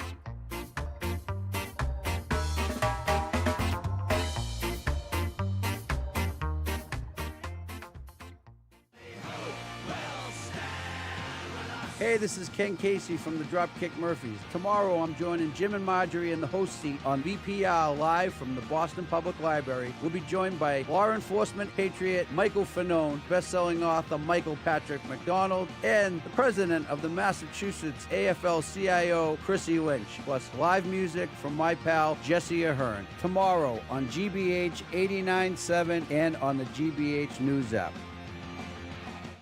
Funding for our programs comes from you. And Speakeasy Stage, presenting Swept Away. 4 New Bedford whalers must confront who they are and what they've done as they fight to survive a shipwreck. With music by the Avett Brothers. Now through May 23rd. SpeakeasyStage.com. And Bernadine's Sung Megasin at Dreamega International Realty, dedicated to helping buyers and sellers across Greater Boston. Proud to sponsor GBH AANHPI Heritage Celebration with Ann Curry, May 12th at 6 at GBH Studios. And Liberty Mutual Insurance.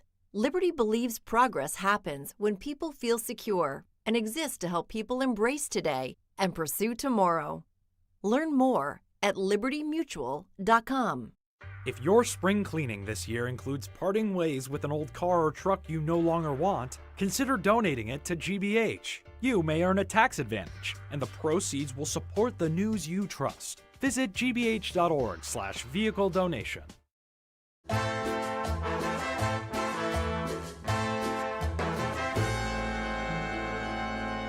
I'm Jared Bowen. This is The Culture Show on 89.7 and streaming on the GBH News YouTube channel. Gaetano Donizetti's The Daughter of the Regiment has long been one of opera's great comic showpieces about a young woman raised by soldiers, a romance put through military-grade complications, and music that demands comic timing and vocal firepower.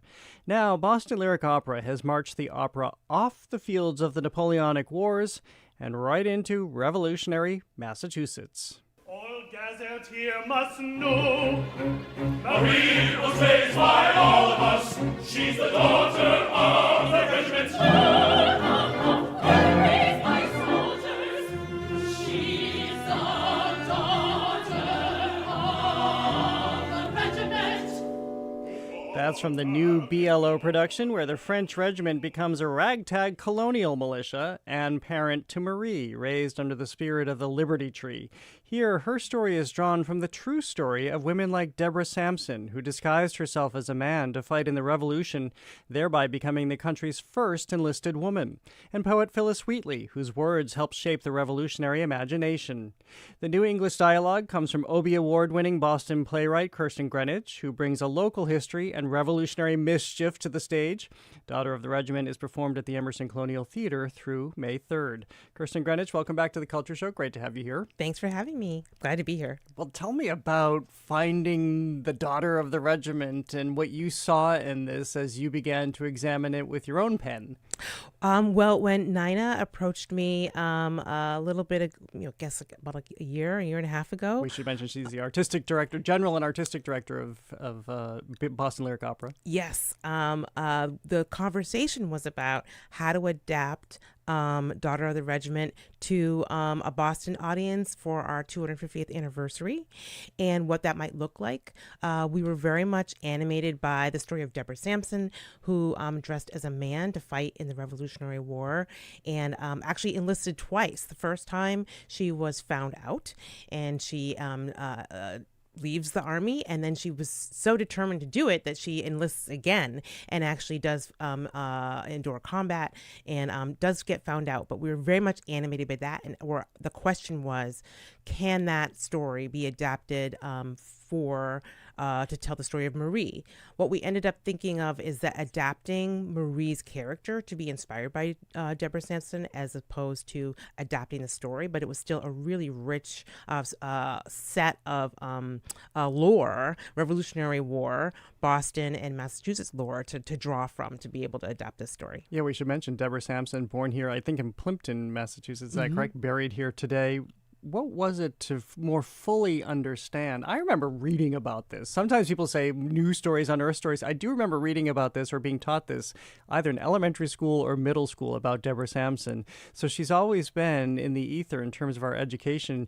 But as you went deeper into this, what emerged in terms of her character, bravery, and all that she had set out to do? What emerged was really seizing on what individuals might have been thinking about, that urge to fight for freedom, which is how Phyllis Wheatley also got threaded into that, and how we could make that alive and for audiences today. My director for the show, or not my director, the show's director, John De Los Santos, was also really animated by political cartoons of the time, by this idea of the Liberty Tree, which I knew a little bit about, maybe also because the Liberty Tree Mall is in our imaginations if you've grown up in Massachusetts. But the idea of this tree that actually stood, it was burned down by the British, but stood just literal feet away from Emerson Colonial, which is where the piece is being performed. So that was really exciting to us to be, and the Common is across the street from there as well. So to be able to bring that story of how visceral that fight was, it was right outside our doors, right outside these colonialist stores, and we really were excited by that too. So we, as I mentioned at the outset, this is a comedic opera, a romantic comedy actually on stage. How much of the comedy did you ultimately carry through? I think it's funny that this is my second opera with a BLO where I've been hired to adapt, but also the directive is make it funny.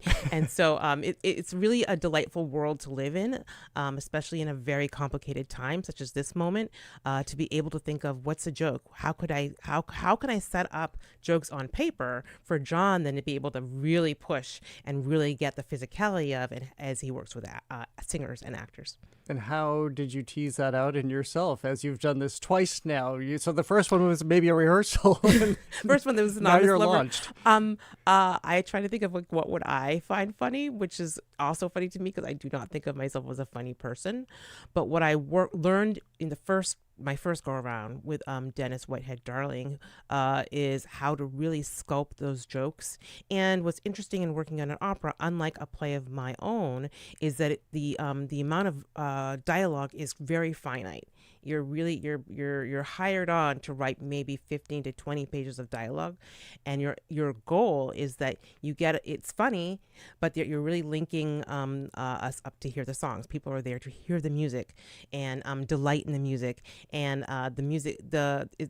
John also adapted the lyrics, so it is in English. I know that sometimes for opera it can be a little daunting to sit in there and think, will I understand it? First of all, there's subtitles even when it's not in English, but this is English lyrics and English dialogue as well. And when you were looking at the story, there's such rich comedic fodder, I would imagine, in this girl becoming a young woman raised by this male regiment. Mm-hmm. What did you see in that dynamic? Well, there's lots of room for physicality. You got to, what we were able to do is really think of what would that camp be, and all the different rife things that you're able to do in terms of storytelling. There's I won't give it away, but there's lots of things that you can do and think about how does this set us up for some really funny moments to be able to show a very human side of the war effort from years ago. I'm speaking with Kirsten Greenidge, who wrote the libretto for Daughter of the Regiment, now on stage at the Emerson Colonial Theater. It's on through May 3rd, presented by Boston Lyric Opera. As you were just mentioning, you have kind of a short task, but it's a hard one in terms of the language you're given to write in between the songs. Every writer knows it's hard to write short. So what is that exercise like for yourself? it is like a puzzle. So if you think of it, you're really putting these puzzle pieces together. There are English adaptations on translations of the original text. So I'm looking at that original text and seeing, okay, so how originally did we get from song to song, aria to aria? Or I'm new to opera, so it might not be aria to aria, but I'm really thinking of myself as someone who's creating these pieces to fit in, kind of like a jigsaw puzzle. What I love about that is it is so finite. There's actually a freedom in being able to work that closely with text.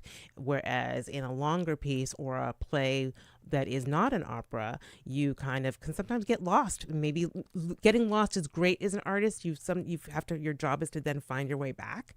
But this missive was, you've got to be extremely finite and tight in what you're writing. How did you use the music? Which I thought it was interesting that one scholar noted that this music of The Daughter of the Regiment is kind of like the grandfather to modern musicals. We just heard a taste of it, which it feels very contemporary. It feels contemporary, and then there's also like on my way out of the theater on opening night, a patron was talking about Gilbert and Sullivan and hearing that resonance in there too. But it does very much feel like musical theater in a way that is helpful in terms of when I'm writing. Does it, because music has a rhythm, it has a cadence, I'm always curious to hear what writers, what painters, what any artist listens to while they create. Interestingly, a lot of them tell me they listen to NPR, but which I would find distracting, hearing words as you're trying to create, especially for you. But did you play the music as you were writing? How did you lean into its own rhythms? I definitely listened to the score several times before even picking up a pen or proverbial pen going onto my laptop. I also relied on outlines, either outlining it for myself or going back to the outline from the original and using that as a link. I tend to get very distracted by words. So in that initial first drafting, it's just me and my imagination. When I'm editing and going back, usually that's when I can turn on something else. I also, though, to use that score to be able to write, I had to make sure that it's hard to just listen to it and wash over me. So what I would do is you listen to it, you do what you need to do, and then you press play and listen to the next bit, as opposed to just being in that world, because then my mind goes and wanders. I'm like, but I'm not yet at the Widow Birkenfeld's house. So that can be a little bit confusing. I'm also the type of writer who I find writing in coffee shops, actually, it's delightful because I'm so nosy and I'm like, ooh, what's the story there? But I do usually need silence. Do you spend any time in coffee shops? I do. Usually editing is really helpful because then the missive is to like really dig down and tune everything out. But if it's an initial, I'm really trying to lift it off the page, or I'm staring at a blank screen, then no. How much have you plucked out of coffee shops? Quite a bit. Yeah, you can hear so much, right? You hear so much. My husband is always like, stop listening to people. But I am the type of writer who really loves people and I love dialogue, and so you can't meet everybody necessarily on your daily day, going through your daily life. So being able to listen to people who maybe you wouldn't ordinarily encounter or meet every day is really helpful for me. Why do you think it is that people think that they're not being heard? I think this all the time. People just make that assumption. People are animated by the adage that everyone's the main character in their story. So they're not necessarily thinking that your main character is linking up unknowingly with other people's main characters. People are fascinating, and that is one of the things that's wonderful about comedy is you really get to play how funny we are. People are funny, and it's great. I love putting that on stage. All right, last question before I'll get off this, I promise. But how do you record it? I often hear great lines, the same thing, either on the tea or coffee shop, anywhere, and then the challenge is to remember it until I get home. If I was smarter as I'm asking you this question, I would think I could just record it in my phone, just in the notes section. But how do you record it? How do you remember it? I usually try to it has changed. back when I first started writing and I didn't have as many other responsibilities. I have kids, I teach. I would sit on the tee and just verbatim take down people's notes. Do not, if you're out there, don't record people. You can't do that. No. But you can use your imagination to begin to turn on dialogue or scenarios. Now I do mostly often have my phone as opposed to a notebook and paper, but I do have a section in my notes where I just take down at least a few sentences to remind me or jog my memory when I'm ready to go write. Just kidding, I'm not done, because I realize the other great thing that's happening now is when people have their earbuds in. So now they're walking down the street and they're louder because they're really not aware of anything, and you hear really juicy stuff in that too. Yes, you do. They're just letting it all out. Their inner monologue is there on full display. Well, let me go back to Daughter of the Regiment, as I promised. And Phyllis Wheatley, we've talked about just in a general sense, but how did you see her, and how will audiences recognize her efforts and her artistic streak pulled into this piece? Well, one of the things that I knew, and I think that John knew that we needed to do, is that if we're going to quote anybody, so Voltaire, some of those, the thinkers, the intellectuals who were adding to the animus of the revolution are in the piece. But we also know that not everyone is going to know those quotes. So we make sure to link them so that an audience can either, their memory can be jogged, like, oh, I remember learning that, or I didn't know that. I didn't know that Phyllis Wheatley said that. And hopefully, I am a writer, but I also come up from a family of historians. So I'm hoping that people go, oh, I didn't know that. That's I'm going to right. go look up Phyllis Wheatley. But I also think that theater has a responsibility to teach in some way. That doesn't mean it has to be didactic, and it doesn't mean that it has to be a huge history lesson. But there is something very special about coming together in space. And so the more I can maximize that, the better, I think. But very much thinking about Phyllis Wheatley and how her words and her thinking about freedom. So this is someone who was enslaved until she was a young woman, a poet, one of the first Black women to be published in America. And so that she was thinking about what freedom means for not only for herself, but for our yet to be country is actually quite astonishing. And so I wanted to make sure we got her in there as well. Well, you're primarily known as a playwright. Now, as you say, you have 2 operas under your belt. What does this mean for the rest of your career? I very much love the space of opera, and I think there's a little bit of cover about being a librettist for an opera as opposed to the playwright in the room. So I will admit that a delightful thing about rehearsal is that we read the script and we make sure if there's questions, I'm able to answer them, and that the singers are clear in what they're doing. But then I get to sit back and I get to listen to songs. That's amazing. That is a huge gift. And since I have been adapting comedies, it's also a huge gift to be able to live in that world. And I don't take it lightly. And I really very much enjoyed it. Especially right now. Mm-hmm. Kirsten Greenwich, always great to see you. Thank you so much for being here today. Thanks for having me. Daughter of the Regiment is now on stage at the Emerson Colonial Theater through May 3rd, presented by Boston Lyric Opera. The production features new English dialogue by Obie Award-winning Boston playwright Kirsten Greenwich, with remaining performances Friday night and Sunday. Tickets and more information are available on the BLO website. Coming up, we're not quite ready to take off our tri-cornered hats. We're going to hang out in the Revolutionary era some more by way of the Museum of Fine Arts as we continue our Countdown to 250 series. That's next on The Culture Show. Stay with us.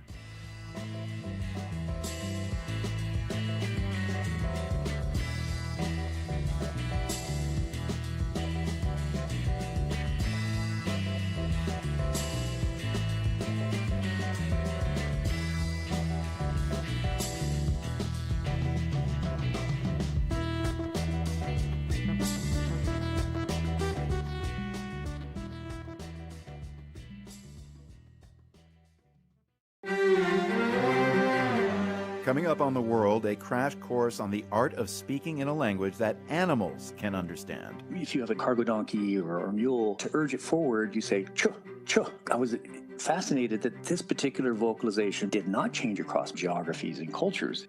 But you do have to get the accent right. Hear that story in the top global news next time on The World. This afternoon at 3 here on GBH News 89.7. Our programs are made possible thanks to you. And Harvard Museums of Science and Culture. 4 museums a short walk from Harvard Square, with exhibits ranging from stunning glass flowers to ancient Egyptian mummy cases. Learn more at hmsc.harvard.edu. Support for GBH comes from you and MIFA. MIFA was created over 40 years ago with a public mission to help students and families plan and pay for college and plan for the future. Jonathan Hughes, Associate Director of College Planning. We are a really small office, and it is our charge to administer to the whole Commonwealth, so we have to rely on trusted partners. And GBH is a trusted resource for the entire Commonwealth. To learn more, visit gbh.org/sponsorship. The GBH News app is your daily home for essential local news. The stories you actually need to know, without distractions, noise, or paywalls. Download the GBH News app today on the App Store or Google Play.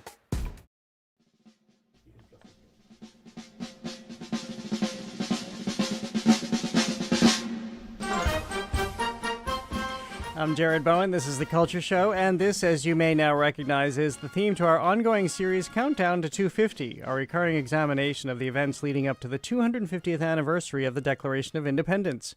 We're continuing our monthly conversation with the Museum of Fine Arts about artworks in their collection that offer insights into the American Revolution and the people who became part of that history. Today, we're looking at the many faces of George Washington, the general, the president, the legend. He's the man artists continue to define. In the MFA's collection, he appears in portraits, prints, and history paintings, including Thomas Sully's enormous Passage of the Delaware, where Washington is cast at the center of a turning point in the Revolution. But even that heroic image has more going on than first meets the eye, including the presence of black soldiers and William Lee, the enslaved man who accompanied Washington through the war. Joining me now are Erica Hirschler, the MFA's Curator of American Paintings, and Ben Weiss, the MFA's Senior Curator of Visual Culture. Welcome back to the show, both of you. Great to see you both. Good to be here, Jared. Thank you. Thank you very much for having us again. Well, I want to start off with just a very general question. George Washington, a real human being, of course, but not really anymore. The way he has been carried throughout history and monuments and visual imagery, how do you consider him, especially through the prism of art and image?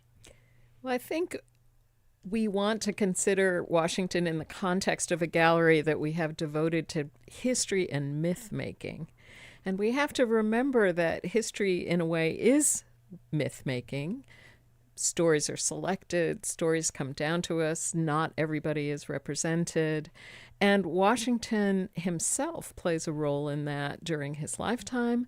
And he also, after his death, becomes just this iconic figure that represents everything about the new nation.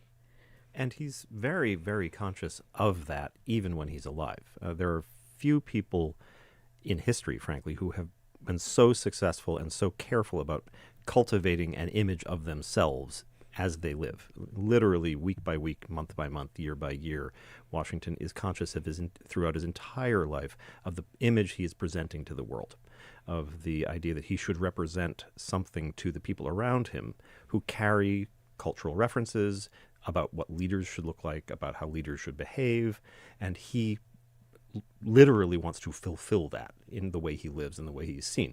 Whether he does is another question.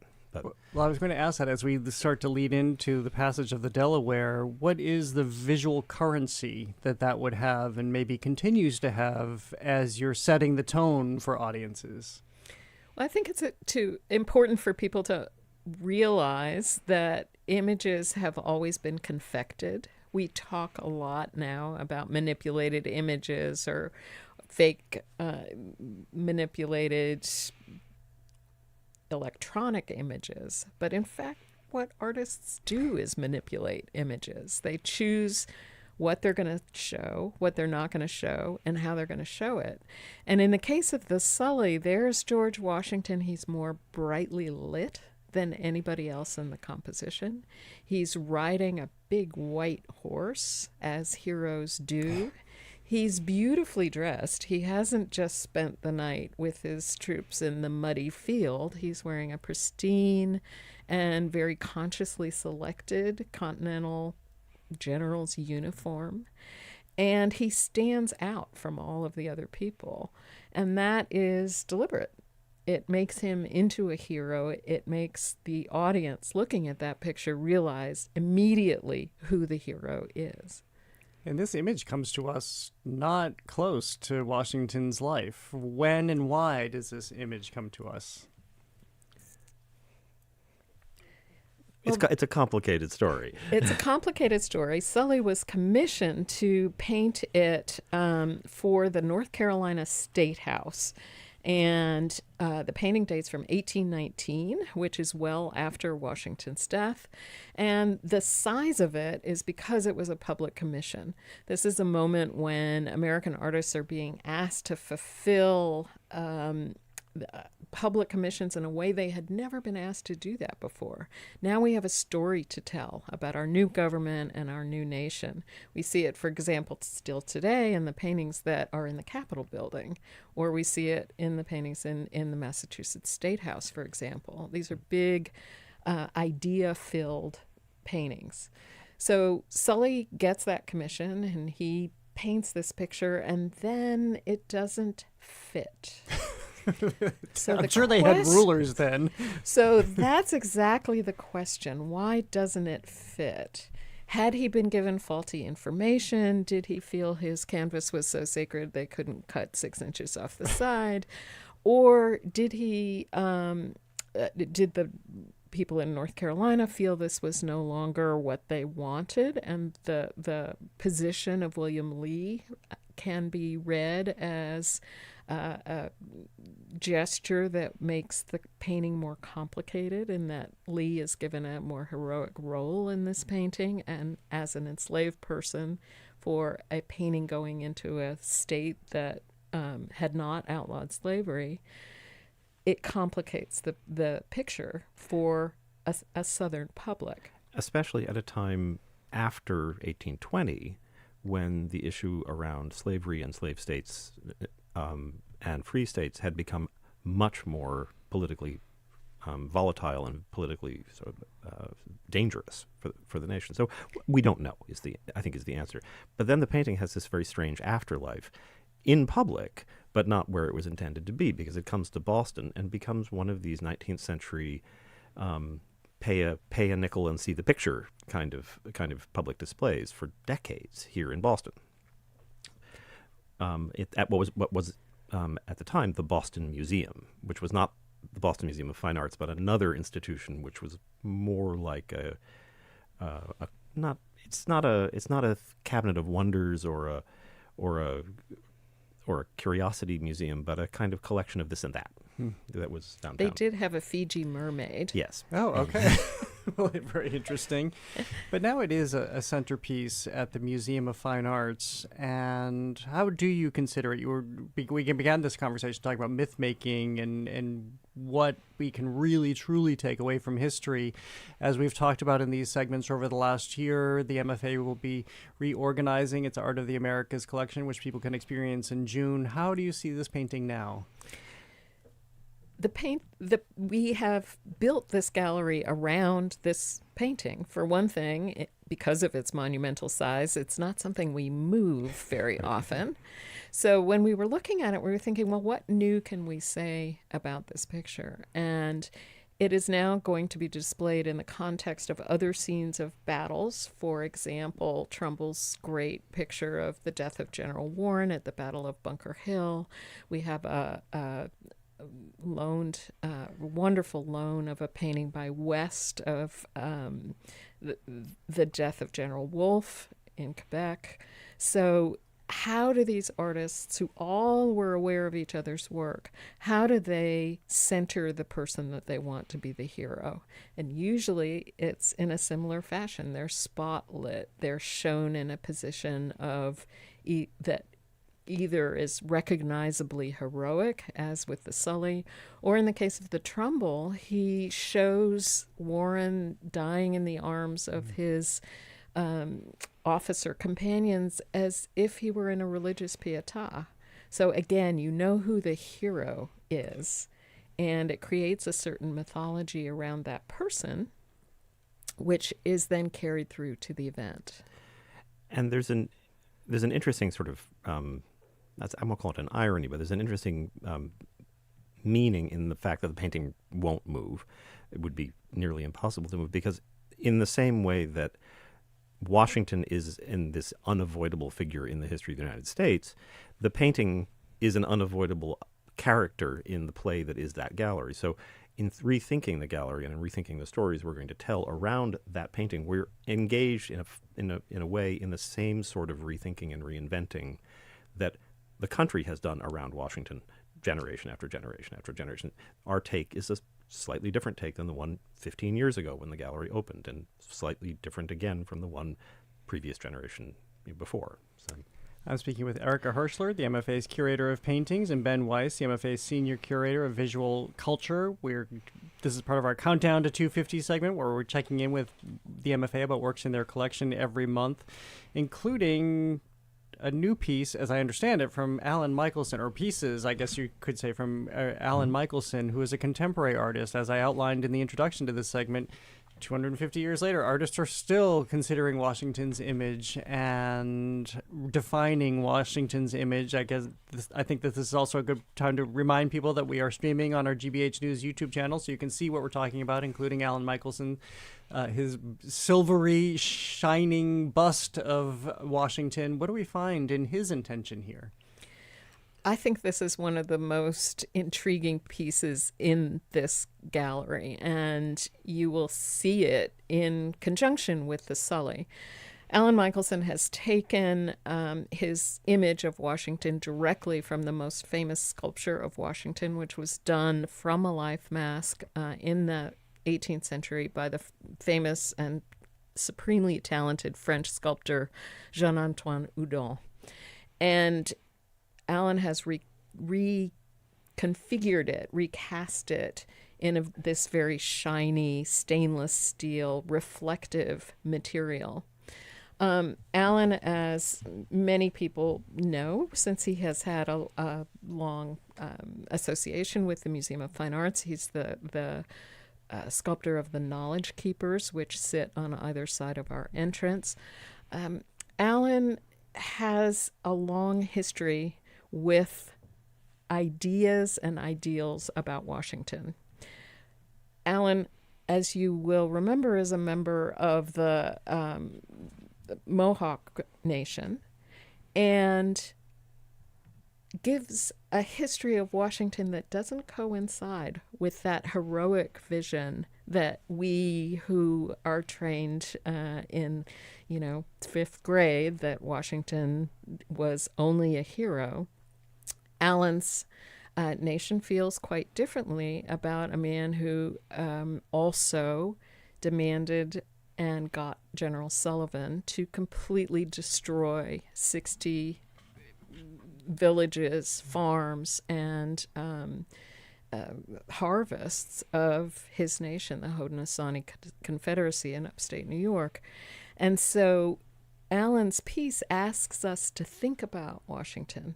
One of the things I like the most about it is that the bust sits on a plinth that makes you face Washington at Washington's height. So you will see Washington was 6'2", so you will encounter Washington as if you were standing in front of him, but you will see your own face there. And as Alan has put it, it becomes a mirror for what we think and how we feel about this historic figure who was both the great founder of our nation and also a man who had an unbelievably negative effect on Native nations. And again, for people not on our YouTube channel, you see yourself because it's that shimmering, reflective stainless steel, highly polished stainless steel. Highly polished. And also, in the way the object will be placed in the gallery, it's not just a reflection of you that you'll see. You'll also see Washington himself and other figures from the gallery reflected in the bust. So it becomes not just a reflection of you and your relationship to this person of complicated lineage, or complicated sort of emotion, ethical and historical lineage, but also all of the other ways that the country has depicted him at different times, including the Sully. So, Ben, we only have about a minute left, but I want to ask you about a few other more popular images of Washington as a way that he goes far and wide, that not just contained to museums and galleries. So one of the things we wanted to get at in the gallery was not just Washington as he presented himself, or Washington in the official portrait of the sort of a sanctioned, state-sanctioned portrait, almost as it were, but also the way that he becomes this cultural figure across the whole history of the United States, but the way that a kind of cult of Washington as figure to be emulated, figure to be used as a representation of national values, the myth of Washington. So there's postcards in the show. Or in this display, there's images, prints and drawings, or prints actually, that capture the way the particular images of Washington, particularly the Gilbert Stuart portrait of Washington, the unfinished one, the Athenaeum portrait as it's known, gets propagated through time and copied and recopied, reused, put into odd contexts. Washington as a master mason, Washington on currency. That the same image shows up again and again and again in every possible context, reinforcing this sense that he's omnipresent in the history of the country. Thank you both for coming in today, and as always, why I love these segments is having us just take a pause as we consider history through art. Thank you both. Erica Hirschler is the MFA's Curator of American Paintings. Ben Weiss is the MFA's Senior Curator of Visual Culture. As part of our Countdown to 250, we're speaking with the Museum of Fine Arts every month, talking about artworks from their collection that offer a fresh perspective on the American Revolution. Tune in tomorrow for our Week in Review show at the Boston Public Library, including big changes at the Venice Biennale. Late-breaking news today. I'm Jared Bowen. Have a great day.